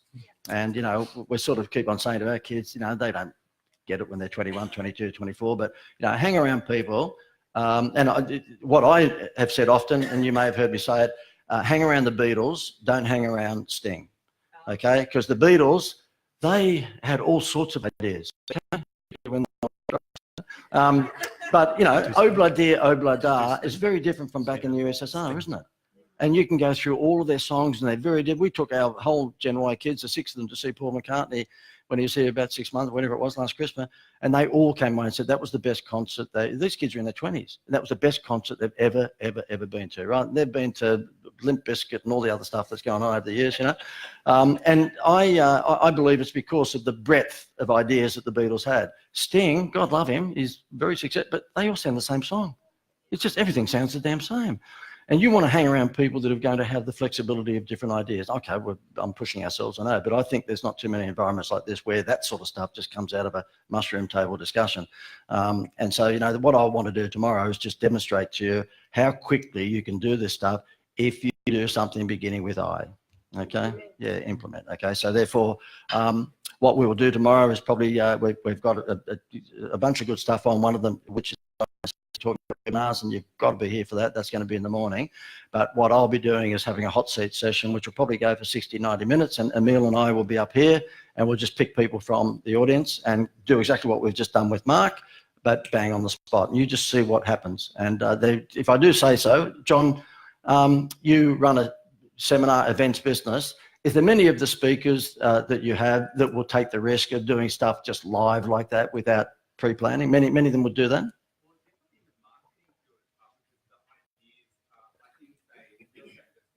You wouldn't know we're a seminar company. He's got no microphone, wouldn't you? That'd be, yeah. So is there anybody? Yep.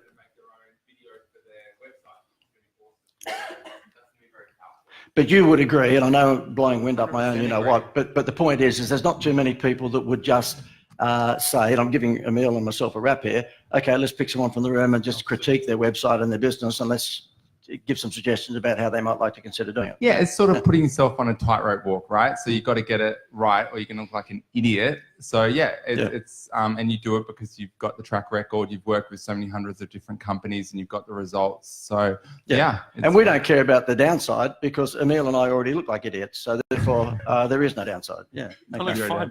Yeah. Okay. Now before we thank you very much, Mark, and we'll really look. Who's looking forward to Elvis tonight? Yeah. Thank you very much. Thank you very much. Yeah, okay, good. Okay, look, it's just on 5, so we know that we want to have a good night tonight and enjoy ourselves with a beer and what have you. Are there any questions just before we leave? Any questions from me? None? Okay, good. Okay, well, how about we wrap it up, and we'll see you guys back here at what time, John? 6? Okay, 6 o'clock back here, guys. All right, see you then. All the best. By the way, can you give Emil and myself a massive round of applause? Thank you. That was totally unexpected. Thank you.